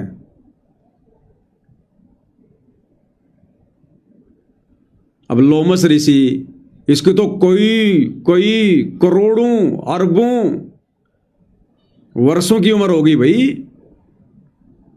कितनी लंबी उम्र बताई गुरुदेव भगवान ने। हमारे पूरे शरीर पर 3.5 करोड़ बाल हैं, 3.5 करोड़ बाल, पूरे शरीर के बाल, रोम छिद्र 3.5 करोड़। और गुरुदेव क्या कह रहे हैं? जब 4 युग बीतते हैं, यानी 43,20,000 साल जब बीतती हैं, तो लोमस ऋषि का एक बाल टूटकर नीचे गिरता है। विचार करो भाई और बहनों, एक चतुर्युगी जब बीतती है, एक चतुर्युगी में 43,20,000 वर्ष का समय होता है। जब एक चतुर्युग बीतता है तो लोमस ऋषि का एक बाल टूटता है, और ऐसे ऐसे 3.5 करोड़ बाल हैं। इतनी लंबी उम्र लोमस ऋषि की है। अब भाई और बहनों, ये कोई आश्चर्य करने की बात नहीं है, ये डरने की बात है, घबराने की बात है, ये भय होना चाहिए। यहां चाहे किसी को लंबी उम्र मिलती है, चाहे किसी को लंबा राज्य मिलता है। जैसे परमात्मा कहते हैं एक वो राजा था, 22 लाख वर्ष तप कीन्या या राज कीन्या। वो प्रियव्रत राजा था। कौन था? 11 अरब वर्ष तक उसने राज्य किया। तो चाहे किसी को लंबा राज्य मिले, चाहे किसी को लंबी उम्र मिले, ये मिलता है कबीर भगवान सतगुरु रामपाल जी की भक्ति से। और किस समय? इस कलयुग की बिचली पीढ़ी में हम जो भक्ति करते हैं, जो दान धर्म करते हैं, सेवा करते हैं, इस कलयुग की बिचली पीढ़ी वाली भक्ति के प्रतिफल में जो पार नहीं हो पाते, रह जाते हैं, फिर ये सारे पद उन भक्तों को मिलते हैं। तो विचार करो भाई और बहनों, यदि हम इस समय रह जाते हैं किसी भी कारण से, अपनी कमी के चलते ही रहेंगे, तो भक्ति तो भैया परमात्मा कहते हैं कि साहिब हक ना राक्षसी जब मांगो तब दे। सोया तो निष्फल गया, जाग्या सो फल ले, और साहिब हक नहीं राक्षसी जब मांगो तब दे। तो ये इतनी अजब गजब, इतनी जबरदस्त भक्ति हमारी बन रही है। प्रथम मंत्र का सुमरण, सतनाम का सुमरण, गुरुदेव भगवान की सेवा, महिमा, हरि सेवा युग 4 है, गुरु सेवा पल 1। यानी जिसको दुनिया भगवान मानती है या भगत जिसको भगवान मानते हैं अनजाने में, दाढ़ी मूंछ वाले कबीर को कहते हैं उस भगवान की तो 4 युग तक सेवा कर ले, 43,20,000 वर्ष तक। और गुरु सेवा पल एक, और गुरु की सेवा यदि तूने एक पलक झपकने जितनी देर भी तूने कर ली तो कहते हैं तेरे भगवानों की सेवा से कई कई गुना ज्यादा फल है। तो इतनी जबरदस्त भक्ति हमारी वर्तमान में बन रही है, सूक्ष्म तरीके से हमें दिखाई नहीं दे रही। एक सतनाम की कीमत कितनी बताई गुरुदेव ने, 14 लोक ना तुलावे राम रंग हो रही हो, 3 लोग पाशिंग धरे रंग हो रही हो। इतनी जबरदस्त भक्ति बन रही है। और जो रह जाते हैं भगत अपने नालायकी के चलते, फिर उनको लोमस ऋषि जैसे, कागभूषुंड जैसे, दुर्वासा जैसे, चुणक जैसे, वशिष्ठ जैसे, विश्वामित्र जैसे, कपिल जैसे, फिर ऐसे जन्म मिलते हैं जिनकी उम्र की कोई गिनती नहीं होती है। अब कितना बड़ा पंगा मोल ले लिया उस लोमस ऋषि वाली आत्मा ने। कलयुग की पिछली पीढ़ी में था, सतगुरु रामपाल जी उनके गुरु थे और बड़ी अच्छी सेवा की होगी उसने, तन मन धन से जी जान लगा के। लेकिन अंत काल में किसी न किसी कारण से रह गया, पार नहीं हो पाया। और जो मन में इच्छा थी, जो धारणा थी, वो परमात्मा पूरी करता है। उसकी लंबा जीने की इच्छा थी, इसलिए परमात्मा ने उसको उस भक्ति के प्रतिफल में लंबा जीवन दे दिया। अब क्या कर रहा है? मिट्टी में पड़ा है, मिट्टी में। कह रहा है मैं तो खाली सतयुग में निकलता हूं बस, बाकी फिर मिट्टी में आके बैठ जाता हूं, समाधि ले लेता हूं। क्या खाक सुख है ये?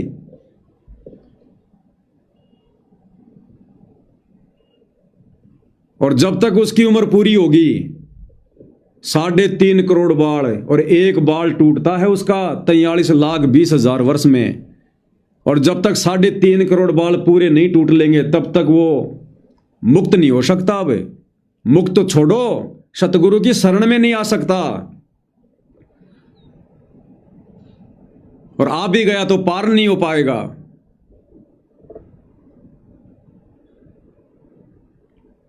क्योंकि लंबी उम्र मांग रखी भाई। परमात्मा इच्छा पूरी करेगा, बेटा पूरी कर ले तेरी इच्छा। और जब तक उसकी इच्छा पूरी होगी तब तक तो भाई और बहनों ना जाने अरबों खरबों कलयुग की बिचली पीढ़ियां निकल जाएंगी। अरबों खरबों कलयुग की बिचली पीढ़ियां। हम इतना दुख उठाते हैं फिर। इस समय जो आत्मा रह जाती है। अब रामचंद्र जी ने पूछा महाराज जी आप कब आओगे बाहर? बोला भैया मैं सतयुग में आऊंगा।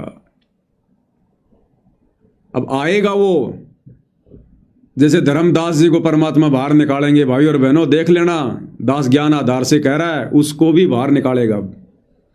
लोमस ऋषि भी बाहर निकलेगा।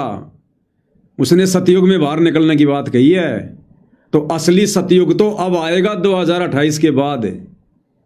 असली सतयुग तो अब आएगा। अरे असली सतयुग वो होता है जिसमें सत्य पुरुष खुद धरती पर प्रकट हो, जिसमें सत्य पुरुष खुद धरती पर प्रकट हो। वो सतयुग तो वैसे आएगा जो परमात्मा ने विधान बना रखा है। वो सतयुग, त्रेता, द्वापर, कलयुग, ये तो परमात्मा ने जो है वो सर्कल बना रखा है। वो तो नियम अनुसार आएगा। असली सतयुग अब आएगा, कलयुग में सतयुग। और सत्य पुरुष खुद धरती पर प्रकट सतगुरु रामपाल जी, तो ये है वो असली सतयुग। अब निकालेगा परमात्मा उसको, नहीं तो क्यों बैठा भाई। अरे अहिल्या को परमात्मा ने पत्थर बना दिया, गौतम ऋषि के माध्यम से शराब दिलवाकर पत्थर बना दिया। क्यों बनाया था भाई पत्थर? समय आने पर रामचंद्र रूप में कबीर भगवान सतगुरु रामपाल जी ने अपने पैर की खड़ाऊ झाड़ी, पैर की खड़ाऊ झाड़ी तो वो वापस अहिल्या बन गई। तो लोमस ऋषि को अंदर क्यों बैठा रखा भैया? और बैठा रखा तो फिर भगवान ने जिक्र क्यों किया? और जिक्र किया है तो भाई परमात्मा अनगिनत चमत्कार करके जाएगा, अनगिनत। तब ये दुनिया देखेगी, तब इस दुनिया की आंखें फटी की फटी रह जाएंगी। तब 1000 साल तक ये सतगुरु रामपाल जी का भक्ति मार्ग चलेगा। ऐसे कोई नहीं चलने वाला। आज हिसार जेल में बैठे, देखे कोई उनको संत तो मान लो। उनको संत भी लोग ढंग से नहीं मान रहे जो उनसे परिचित नहीं है। तो ऐसे ऐसे चमत्कार भाई और बहनों ये कबीर भगवान करेगा।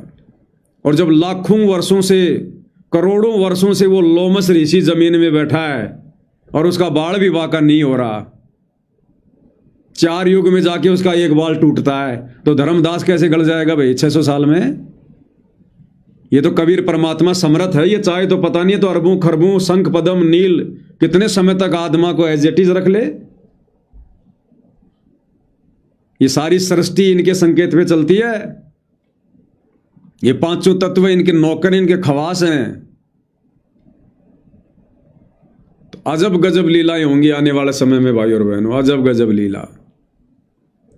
तब गुरुदेव भगवान के सतलोक जाने के बाद हजारों साल तक, लाखों साल तक ये भक्ति मार्ग चलेगा। वरना देख लो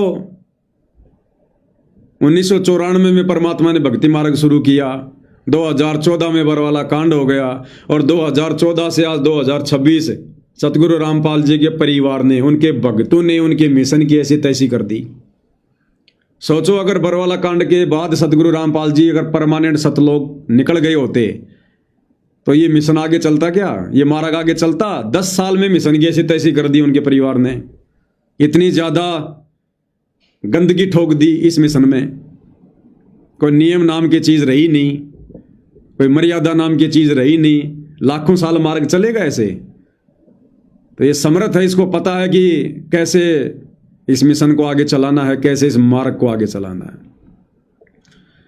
तो भाई और बहनों, हमने गुरुदेव भगवान के वचन पर, उनकी लीलाओं पर किसी भी प्रकार की कोई शंका जाहिर नहीं करनी है। तो आने वाले समय में ये ऐसे ऐसे चमत्कार करेगा परमात्मा। और बच्चों, उसको लास्ट ये हो गया था कि तेरे सांस अंतिम है, अंतिम सांस है, ना बेटा याद आया, ना बेटी, ना वो संपत्ति, ना को पत्नी, अपना जीवन दिखाई दिया था। गरीबदास जी कहते हैं अब मुहूर्त सटदलीप एक घड़ी, एक सटदलीप नाम का इस रामचंद्र जी और का परदादा था सटदलीप। वो इंद्र के पक्ष में राक्षसों से लड़ने गया था सेना लेकर। ये सिद्धियाँ इतनी थी इनके पास, ये ऐसे आम बातें थी। और इंद्र ने जहाज वायुयान भेज के ऊपर बुला रखा था। तो राजा वह युद्ध में इंद्र जीत गया, स्वर्ग का राजा। तब उसको पता चला तेरी 2 घड़ी जीवन रहता, 2 घड़ी, 1 घड़ी 24 मिनट की। तब उसने कहा, इंद्र से कहा कि मुझे एक बार सरयू नदी के किनारे भेज दे, अयोध्या में, मेरी राजधानी। इंद्र बोला और मेरे पास कोई विकल्प नहीं, मैं तेरी उम्र बता दूँ।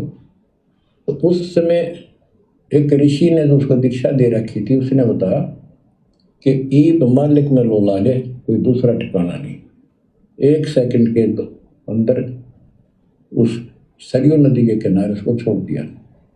2 घड़ी ऐसी लौ लगाई, सब कुछ भूल गया भाई। तो ये सिमरन कुछ ही समय का, जहाँ आशा ता बासा हुई। उसकी आशा स्वर्ग की थी, धर्मदास की आशा सतलोक की थी। तो बच्चों, ये है वो सार नाम, ये है वो मूल ज्ञान। धीरे धीरे आपके भी अंतःकरण के ये थोड़े बहुत जो संशय हैं कति नष्ट हो जाएंगी। मालिक पर विश्वास रखो, इस मार्ग में छोड़ ना देना।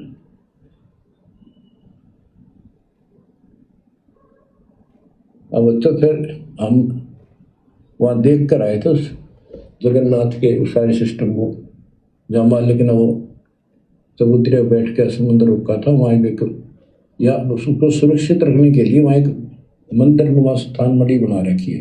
क्या कह रहे हैं गुरुदेव? धर्मदास जी की समाधि को सुरक्षित रखवाने के लिए वहाँ एक मंदिर नुमा गुम्बज बना रखी है, और एक कबीर पंथी वहाँ पर महंत रहता है।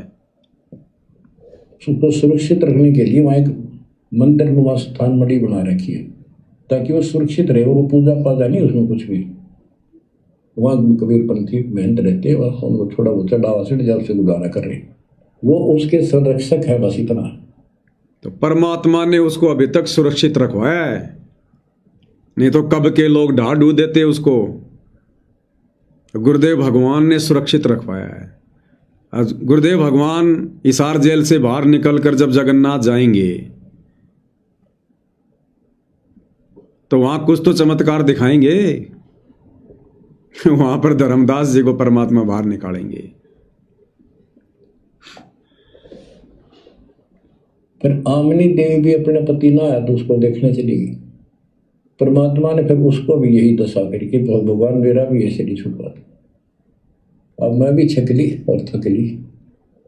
उसके बाद जब धर्मदास जी वापस नहीं पहुंचे तो धर्मदास जी की धर्मपत्नी आमिनी देवी वो भी चली गई परमात्मा की प्रेरणा से। परमात्मा ने उसको भी प्रेरणा करके और जगन्नाथपुरी बुलवा लिया। और जब उसको पता चला कि ऐसे ऐसे धर्मदास जी को समाधि दे दी गई है तो आमिनी देवी ने कहा कि हे गुरुदेव, हे परमात्मा, मेरे को भी समाधि दे दो। अब भाई आमिनी देवी को समाधि देने का क्या मतलब था भाई? आमिनी तो कोई काम खराब करने वाली नहीं थी। आमिनी को कौन सा परमात्मा ने सार नाम दिया था जो उस मंत्र को आगे बता देती? अगर कोई ये सोचे कि भाई धर्मदास उस मंत्र को आगे बता देता इसलिए परमात्मा ने जिंदा समाधि दे दी, आमिनी देवी किसको मंत्र बताती? आमिनी देवी को तो परमात्मा कहते हैं केवल सतनाम दिया था। और उस समय भाई और बहनों कौन सा सतनाम दिया था, क्या सतनाम दिया था तो परमात्मा को पता है। मालिक तो जो मर्जी मंत्र दे दे वही सतनाम है। उस समय तो मंत्र देने ही नहीं थे। ये सतनाम भी किसी को नहीं देना था। जब प्रथम नाम ही परमात्मा ने उस समय पूरा नहीं दिया तो सतनाम कैसे देंगे, सारनाम कैसे देंगे? तो चलो धर्मदास को तो ये सोच लो भैया, अगर वो जिंदा रहता तो पुत्र मोह में आके वो सारनाम बता देता चूड़ामणि को। आमिनी क्या बताती? तो आमिनी को भी जिंदा समाधि देने का क्या मतलब है?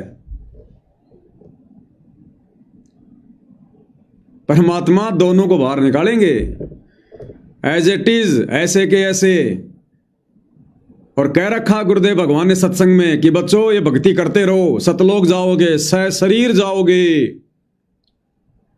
तो परमात्मा सबके सामने, लाखों लोगों के सामने धर्मदास को और आमिनी देवी को समाधि से बाहर निकालेंगे और उन दोनों आत्माओं को वो प्रवचन करेंगे वहां पर घंटों खड़े होके।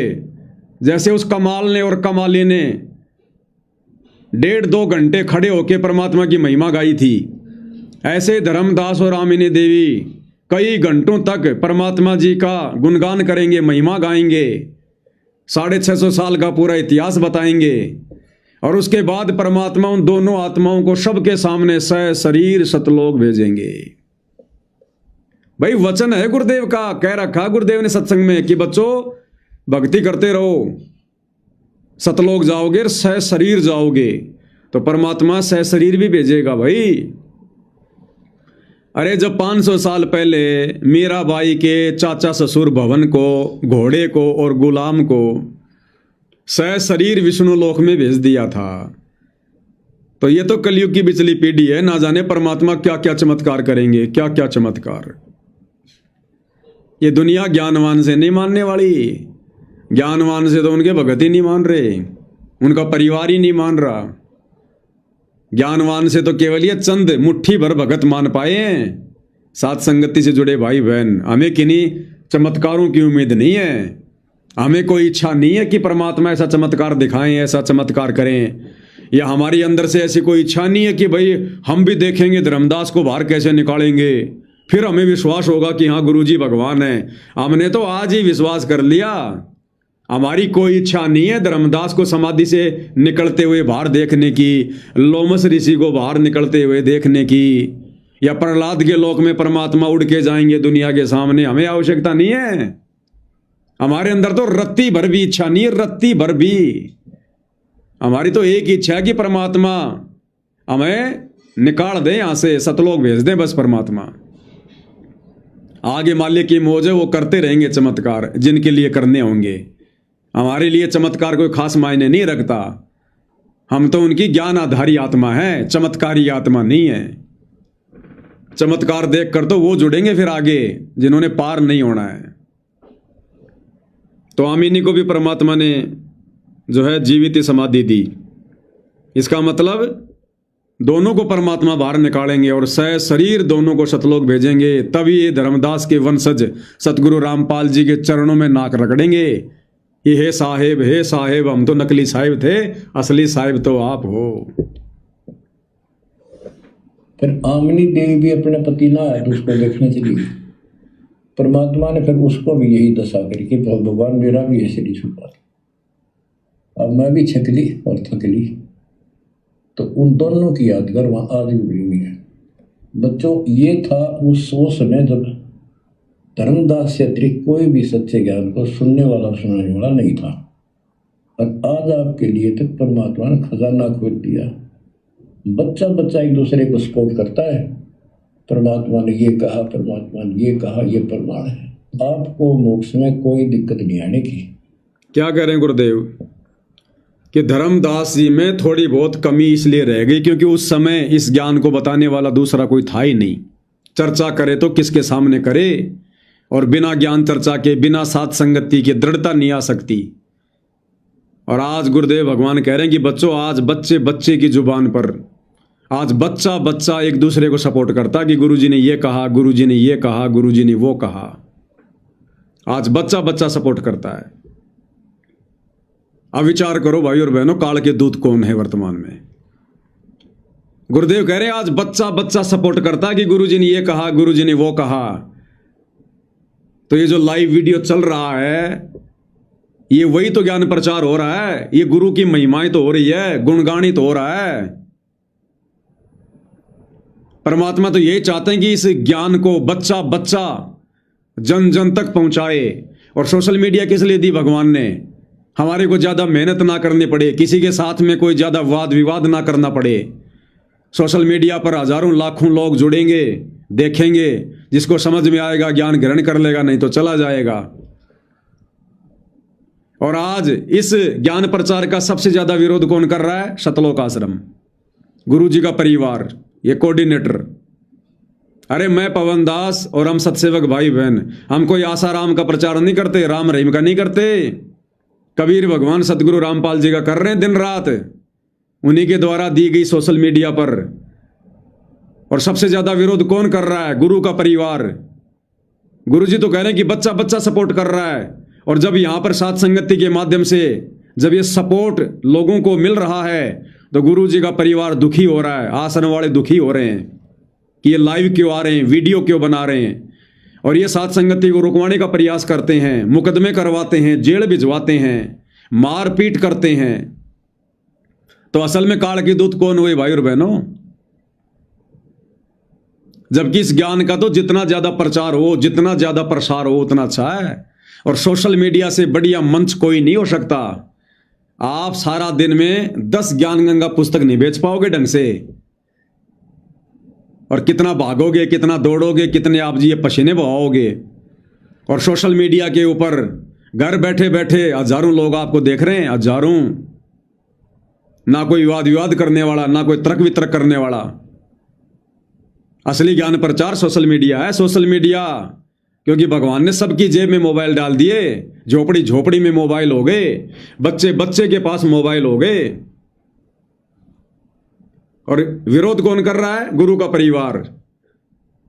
जबकि उनको पता अच्छे से कि हम साथ संगति वाले भाई बहन हम क्या कर रहे हैं। हम गुरु को परमात्मा मानने वाले जीव हैं, हम ज्ञान आधारी जीव हैं, हमारा लक्ष्य केवल मोक्ष प्राप्ति है। लेकिन काल नहीं चाहता ना। तो सबसे ज्यादा विरोध साथ संगति का किसने किया? साथ संगति बोले तो सतगुरु रामपाल जी का असली मिशन, सतगुरु रामपाल जी का यथार्थ मोक्ष मिशन। तो काल ने तो भक्तों के कर्म फुड़वाने से मतलब है, कर्म फुड़वाने से। ये नकली साधु संतों का भी इतना विरोध नहीं करते जितना साथ संगति का करते हैं सतलोक आश्रम वाले। तो गुरु तो कह रहा है कि आज वर्तमान में बच्चा बच्चा सपोर्ट कर रहा है कि गुरुजी ने ये कहा, गुरुजी ने वो कहा। तो हम सारा दिन लाइव आकर यही तो बताते हैं कि गुरुजी ने सत्संग में ये बताया, गुरुजी ने इस पुस्तक में ये बताया। और आश्रम वालों को दर्द होता है। तो ये गुरुजी के ज्ञान प्रचारक हैं या गुरुजी के ज्ञान विरोधक हैं सतलोक आश्रम वाले? तो ये हैं वो असली काल के दूत भाई और बहनों, असली काल के दूत। तो इन आश्रमों में जाने वाली संगत से प्रार्थना है भैया, निकल जाओ इनसे बाहर। कुछ नहीं मिलेगा तुम्हें वहां पर, कुछ नहीं मिलेगा। तुम सोच रहे हो हमारी भक्ति बन रही है, तुम सबकी मर्यादा खंडित है। तुम्हारी जो पिछली भक्ति है वो भी धीरे धीरे पंचर हो रही है, आगे की भक्ति तो छोड़ो। तुम सबके जो कनेक्शन है वो कटे हुए हैं। जब गुरु के परिवार का कनेक्शन ठीक नहीं है, केवल अपनी बैटरी खा रहे हैं, अपनी मलाई खा रहे हैं पिछली, और कब बैटरी डिस्चार्ज हो जाए, कब दुर्गति हो जाए, कोई भरोसा नहीं इनका। तभी तो आए दिन इनके कोऑर्डिनेटर कुत्ते वाली मौत मर रहे हैं, अकाल मौत मर रहे हैं। तो आश्रमों से जुड़े नादान भगत भाई बहनों से प्रार्थना है, परमात्मा चाहिए तो साथ संगति से जुड़ जाओ, दूसरा तरीका नहीं है। चाहे कहीं धक्के खा लेना, समय रहते आ जाओगे अच्छी बात है, नहीं तो कमर तुड़वा के आओगे। अगर भक्ति करनी है तो जुड़ना यही पड़ेगा। नियम मर्यादा भक्ति क्रिया यही होगी जो साथ संगत वाले भाई बहन कर रहे हैं।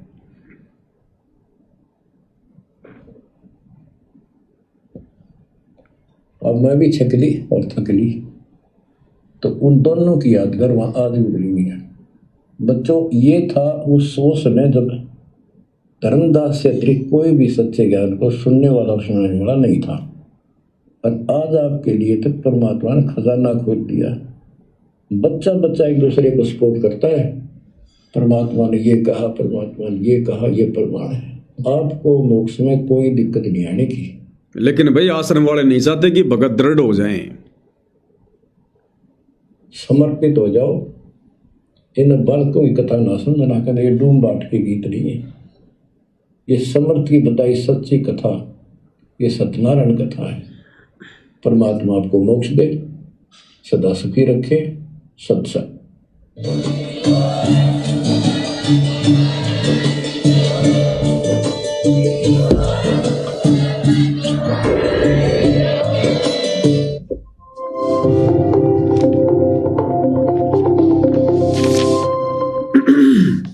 तो भाई और बहनों, आज पूज्य गुरुदेव भगवान के आशीर्वाद से धर्मदास जी की जो कथा है उसका समापन हो गया है। कल हम विशेष संदेश नंबर 31 पर चलेंगे। अब अंत में गुरुदेव भगवान की महिमा में एक शब्द समर्पित करेंगे।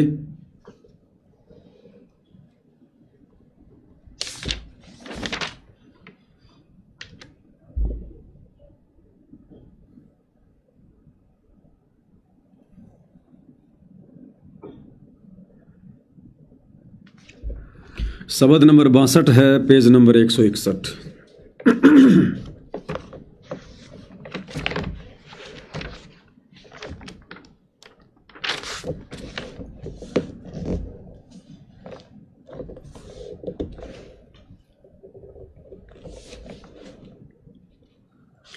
बंदी छोड़ सतगुरु रामपाल जी परमेश्वर जी की जय हो।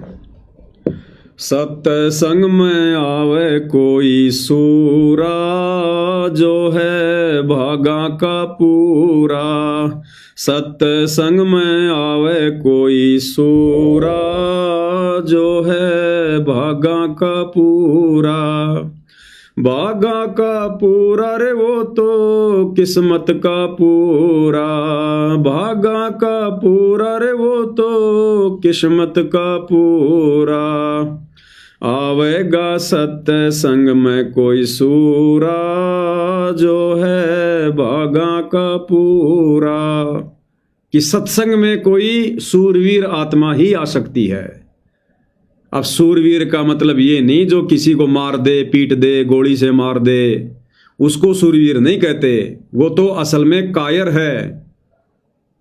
भक्ति मार्ग में सूरवीर उसको कहते हैं जो संघर्ष करता है अपनी भक्ति बचाने के लिए, अपनी मर्यादा बचाने के लिए, अपने गुरु के वचन को निभाने के लिए। उसको भक्ति मार्ग में सूरवीर की संज्ञा दी गई है। और आम समाज में सूरवीर लोग उसको मानते हैं जो दुश्मनों को मार दे, किसी की तलवार से गर्दन उतार दे युद्ध के मैदान में। वो सूरवीर हैं, लेकिन वो अध्यात्म के सूरवीर नहीं है। विषयों की रेही साधो मुख नहीं लावे। विषयों की रेही साधो मुख नहीं लावे।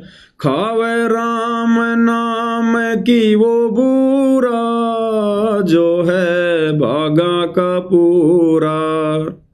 बागा का पूरा रे वो तो किस्मत का पूरा, आवेगा सत्संग में कोई सूरा, जो है बागा का पूरा।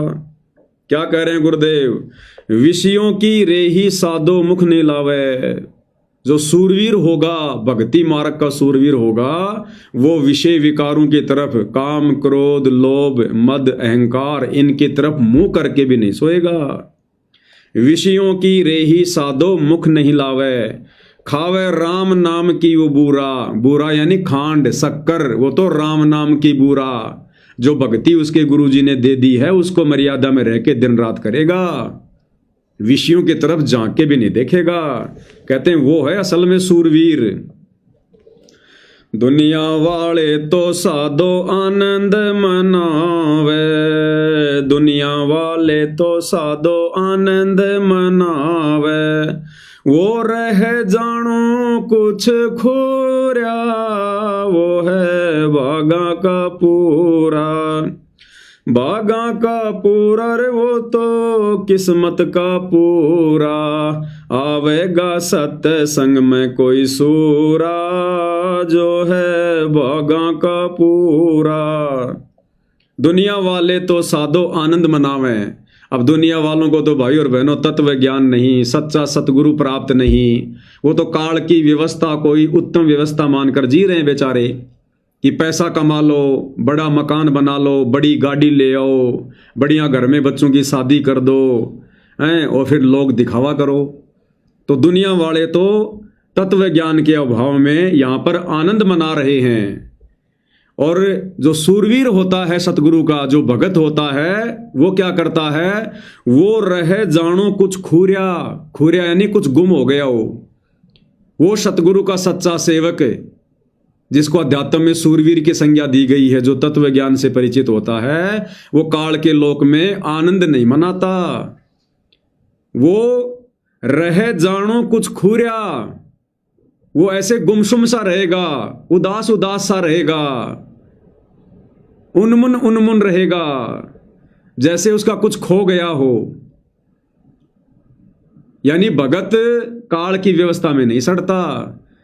भगत को ये तत्व ज्ञान लेने के बाद में चिंता हो जाती, उसको भय हो जाता फिर कि हे परमात्मा, ऐसा गंदा लोक, ऐसी गंदी व्यवस्था, अगर मेरा पैर फिसल गया तो लक 84 में जाऊंगा, अनंत बार गधा कुत्ता शूर बनूंगा, तपस्या पे जाऊंगा, भूना जाऊंगा।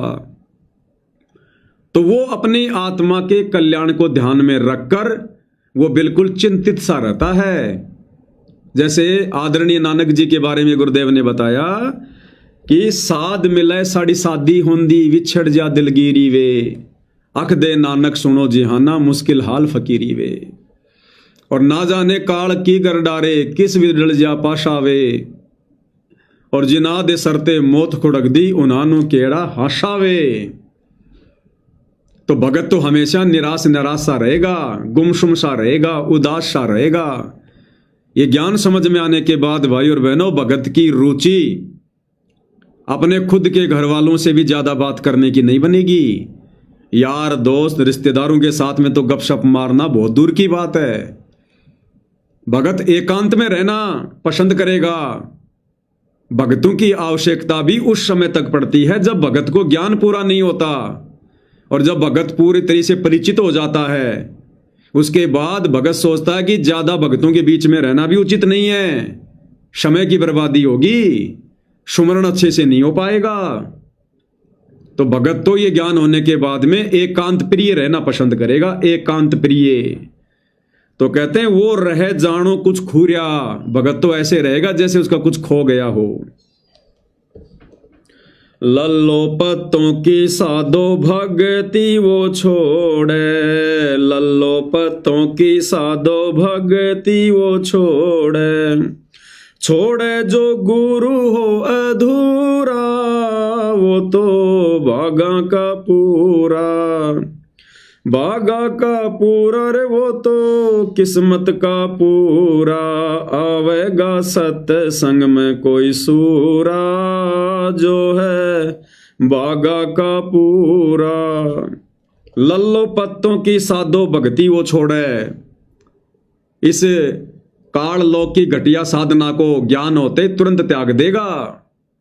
ये लल्लो पत्तों की भक्ति है, ब्रह्मा विष्णु महेश तक की भक्ति, काल और दुर्गा की भक्ति, ये ब्रह्म भक्ति तुरंत त्याग देगा, तुरंत छोड़ देगा जो सतगुरु का सूरवीर होगा।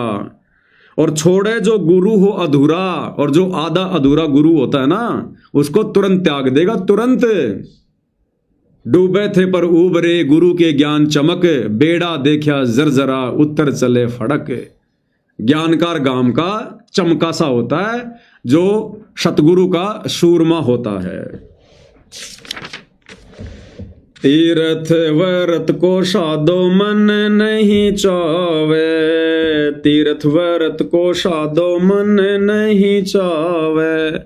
चावे सतगुरु चरणों की वो धूरा, वो है भागा का पूरा। भागा का पूरा रे वो तो किस्मत का पूरा, आवेगा सत्संग में कोई सूरा, जो है भागा का पूरा। सतगुरु का सतज्ञान होने के बाद कहते हैं फिर वो तीर्थ व्रत, ये ओछी साधना, घटिया साधना, आदि अधूरी काल ब्रह्म की साधना, 3 लोक तक की आदि अधूरी साधना, इसको तुरंत त्याग देगा। और चावे सतगुरु चरणों की वो धूरा, वो तो अपने सतगुरुदेव भगवान के चरणों की धूल चाहेगा। अब सतगुरु के चरणों की धूल क्या है? सतगुरु के द्वारा दी भक्ति मर्यादा में रह के करना, सतगुरु सेवा करना, ये सतगुरु के चरणों की धूल है। यानी उसका ध्यान सदा अपने गुरुदेव की भक्ति में, उनके चरणों में रहेगा। सांग सनीमा साधो कब हूं ना देखे, सांग सनीमा साधो कब हूं ना देखे। देखे वो घटे ही माही जहूरा, वो है भागा का पूरा। भागा का पूरा रे वो तो किस्मत का पूरा, आवेगा सत्संग में कोई सूरा, जो है भागा का पूरा। फिर जो सतगुरु का सूरवीर भगत होता है, उसकी क्या खासियत है, क्या उसकी पहचान है? सांग सनीमा साधो कबू न देखे। ये दुनिया का सांग सनीमा, नाचना गाना, ये भगत को अच्छा भी नहीं लगेगा, नजर उठा के भी नहीं देखेगा। अगर कानों में आवाज भी आ गई तो अच्छा सा नहीं लगेगा कि भाई यहां से निकल ले तुरंत। सांग सनीमा साधो कबू न देखे। और हमारे सतलोक आश्रम से जुड़े भाई बहन खुद अपने गुरुजी के प्रोग्राम में लड़कियां नचवा रहे हैं, म्यूजिक बजवा रहे हैं, रागनियां गवा रहे हैं। तो ये सतलोक आश्रम से जुड़े भाई बहन और सतगुरु रामपाल जी का कलयुगी परिवार, जो हरियाणा में इन मान सम्मान के कार्यक्रमों में जो लड़कियां लेकर आया लोगों के मनोरंजन के लिए, वो गांव वाले लेकर नहीं आए थे। वो लड़कियां नाचने वाली, रागनी गाने वाली, गांव वाले तो चवन्नी भी बर्बाद नहीं किए। गांव वालों को वहां तक आने में जो डीजल लगाना ट्रैक्टरों का, वो भी सतगुरु रामपाल जी के परिवार ने दिया। तो ये नाचने गाने वाली लड़कियों की व्यवस्था सतगुरु रामपाल जी के परिवार ने करवाई थी। तो बताओ, ये तो सांग सनीमा खुद देखना तो छोड़ो, दुनिया को दिखा रहे हैं। तो भाई ये लोग सतगुरु के शूरवीर हंस नहीं है।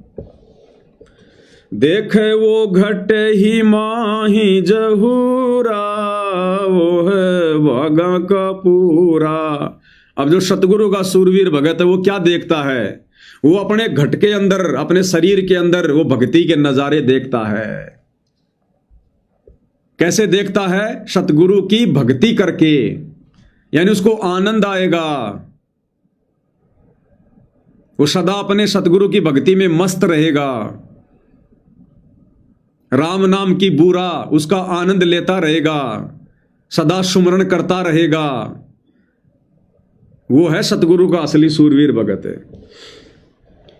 भली बुरी साधो सब की वो सुनता, भली बुरी साधो सब की वो सुनता। लोक लाज बगावे वो दूरा, वो है भागा का पूरा। बागा का पूरा रे वो तो किस्मत का पूरा, आवेगा सत्संग में कोई सूरा, जो है बागा का पूरा। फिर क्या विशेषता बताई सतगुरु के सूरवीर भगत की? भली बुरी साधो सबकी वो सुनता। सतगुरु का सच्चा भगत, सूरवीर भगत, वो दुनिया की भली बुरी बातें सह हर सुन लेता है। सुनने का मतलब है वो ध्यान नहीं देता उनकी तरफ। ये क्या पता इन नादानों को, इन बालकों को भक्ति मार्ग के विषय में, मेरे सतगुरुदेव भगवान के विषय में क्या जाने ये कल का बच्चा, ये नादान बालक। वो ध्यान नहीं देता किसी की बातों पर, चाहे उसके बारे में कोई कुछ भला बुरा कहे, चाहे उसके गुरु के बारे में कुछ भला बुरा कहे। वो अपनी मस्ती में मस्त रहता है कि मेरा गुरु तो साक्षात परमात्मा है, दुनिया चाहकर भी उसके दामन पे दाग नहीं लगा सकती। और मैं भगत यदि अपने गुरुजी की नजरों में पाक साफ हूं तो दुनिया चाहे कितना ही दाग लगाए कोई फर्क नहीं पड़ता। तो वो मस्त मौला रहता है वो दुनिया की तरफ से। भली बुरी साधो सबकी वो सुनता। जबकि देख लो शतलोक आश्रमों से जुड़े भाई बहन, गुरु का परिवार, कभी आर्य समाज का कोई व्यक्ति सतगुरु रामपाल जी पर टिप्पणी कर देता है तो ये लोग रोडों पर आ जाते हैं, वीडियो बनाने लग जाते हैं, उसने ऐसा क्यों बोल दिया, मुकदमा करेंगे। अभी 5-7 रोज पहले एक अंजलि आर्या नाम की एक बहन ने सतगुरु रामपाल जी को लेकर वही घिसी पीटी बातें जो हरियाणा में जो प्रचलित हैं, वो 4 बात उसने बोल दी। देखो कैसे सतलोक आश्रम से जुड़ी माता बहनें रोड पे आके उसका विरोध कर रही है, मुकदमा करेंगे उसके ऊपर। तो ये सतगुरु के सच्चे सूरवीर भगत के लक्षण नहीं है। सतगुरु क्या कह रहे हैं कि मेरा जो सूरवीर भगत होगा वो क्या होगा? भली बुरी साधो सबकी वो सुनता, और लोक लाज बगावे वो दूरा। ये लोक लाज को उखाड़ के फेंक देगा कि हमने समाज नहीं चाहिए, हमने सतगुरु चाहिए। समाज की जो भी परंपरा, जो भी व्यवस्था भक्ति में बाधक है, 2 मिनट में उखाड़ के फेंक देगा कि भैया सतगुरु चाहिए, समाज मुझे कुछ नहीं दे सकता, समाज मुझे लक 84 से बाहर नहीं निकाल सकता, जन्म मरण से पीछा नहीं छुड़वा सकता। ढोले डरामे साधो जग के ना सुनेता, ढोले डरामे साधो जग के ना सुनेता।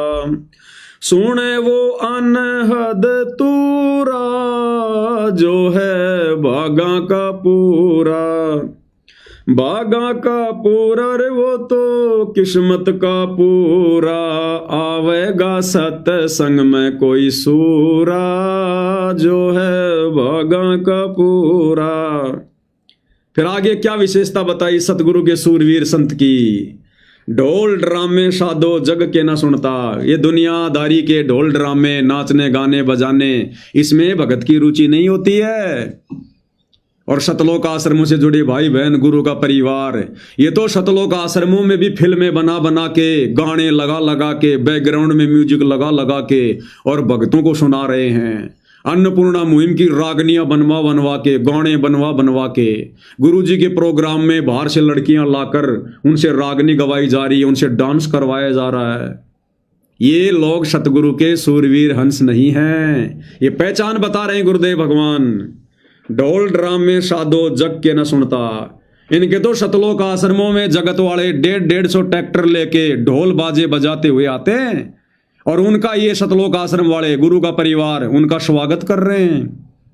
वो मदीना गांव से वो नकली, वो कबीर पंथी स्वदेश 150 ट्रैक्टर लेके आया मदीना गांव से, ढोल बाजे बजाता हुआ आया सतलोक आश्रम धनाना के अंदर भी ढोल बाजे बजवाए। और गुरु का परिवार उन नकली कबीर पंथियों को, जो सतगुरु रामपाल जी के सबसे ज्यादा घोर विरोधी, जिन्होंने सबसे ज्यादा उनकी आत्माओं को फंसा रखा है, सतगुरु का परिवार उनको पगड़ी पहनाकर, साफा पहनाकर, शॉल पहनाकर उन काल के दूतों का स्वागत कर रहा है और बैंड बाजे आश्रम के अंदर बजवा रहा है। तो भाई ये सतगुरु के सूरवीर हंस नहीं है। ढोल ड्रामे साधो जग के न सुनता, सुने वो अनहद तूरा, जो है बागा का पूरा। सतगुरु का हंस क्या सुनेगा? अनहद तूरा। अनहद, वो तो भैया सतनाम का जाप करेगा श्वास श्वास में, और सतनाम के जाप से फिर एक समय ऐसा आएगा उसके घट के अंदर ही उसे वो अनहद बाजा बजता हुआ दिखाई देगा। अब इसमें बहुत सारी बातें भाई और बहनों गुरुदेव ने क्लियर किया हुआ है। ये सबके साथ में घटना नहीं घटित होती है, ध्यान रखना। ये बहुत जल्दी उन आत्माओं के साथ में होता है जिनके पूर्व जन्म की भक्ति कमाई ज्यादा होती है, जिसके प्रतिफल में उसे वो अनहद धुन सुनाई देने लगती है। लेकिन गुरुदेव ने बताया कि जब तक हम इस शरीर में हैं और यदि हमें सतनाम के जाप से या प्रथम नाम के जाप से वो बाजा बजता हुआ वो झिंगे जैसी धुन सुनाई देती है, तो इसमें कोई खुशी जाहिर करने की बात नहीं है। इस पिंड के अंदर काल तक की ही धुन सुनाई देगी, तो ये कोई बड़ी बात नहीं है।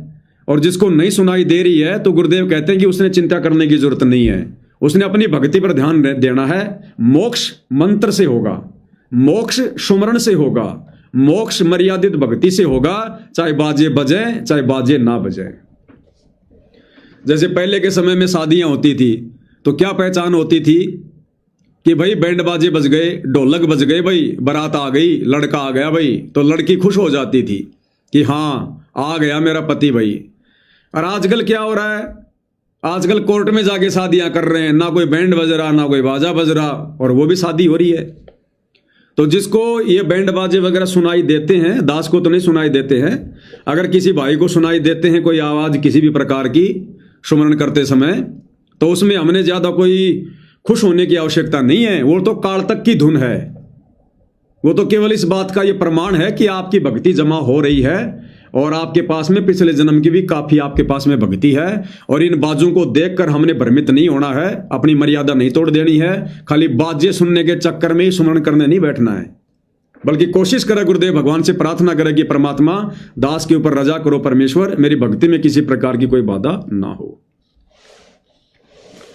माया कमाई साधो हक की वो करता, माया कमाई साधो हक की वो करता, नाम कमाई में वो बेसबूरा, जो है भागा का पूरा, भागा का पूरा रे वो तो किस्मत का पूरा, आवेगा सत्संग में कोई सूरा, जो है भागा का पूरा।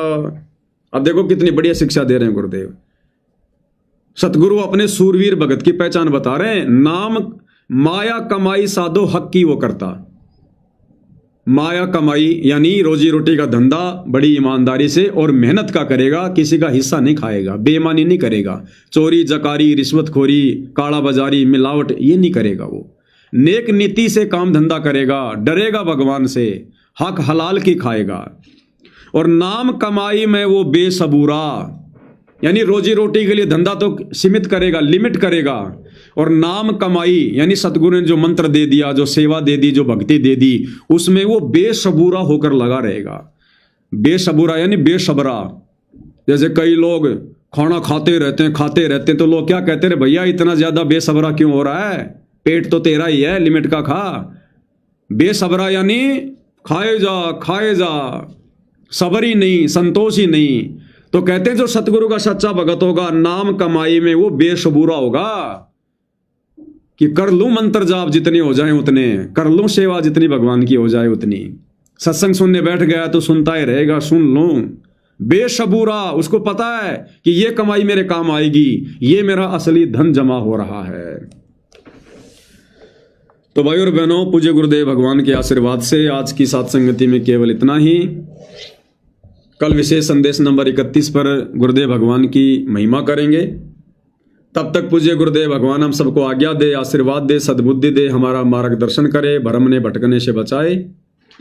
बंदी छोड़ सतगुरु रामपाल जी परमेश्वर जी की जय हो।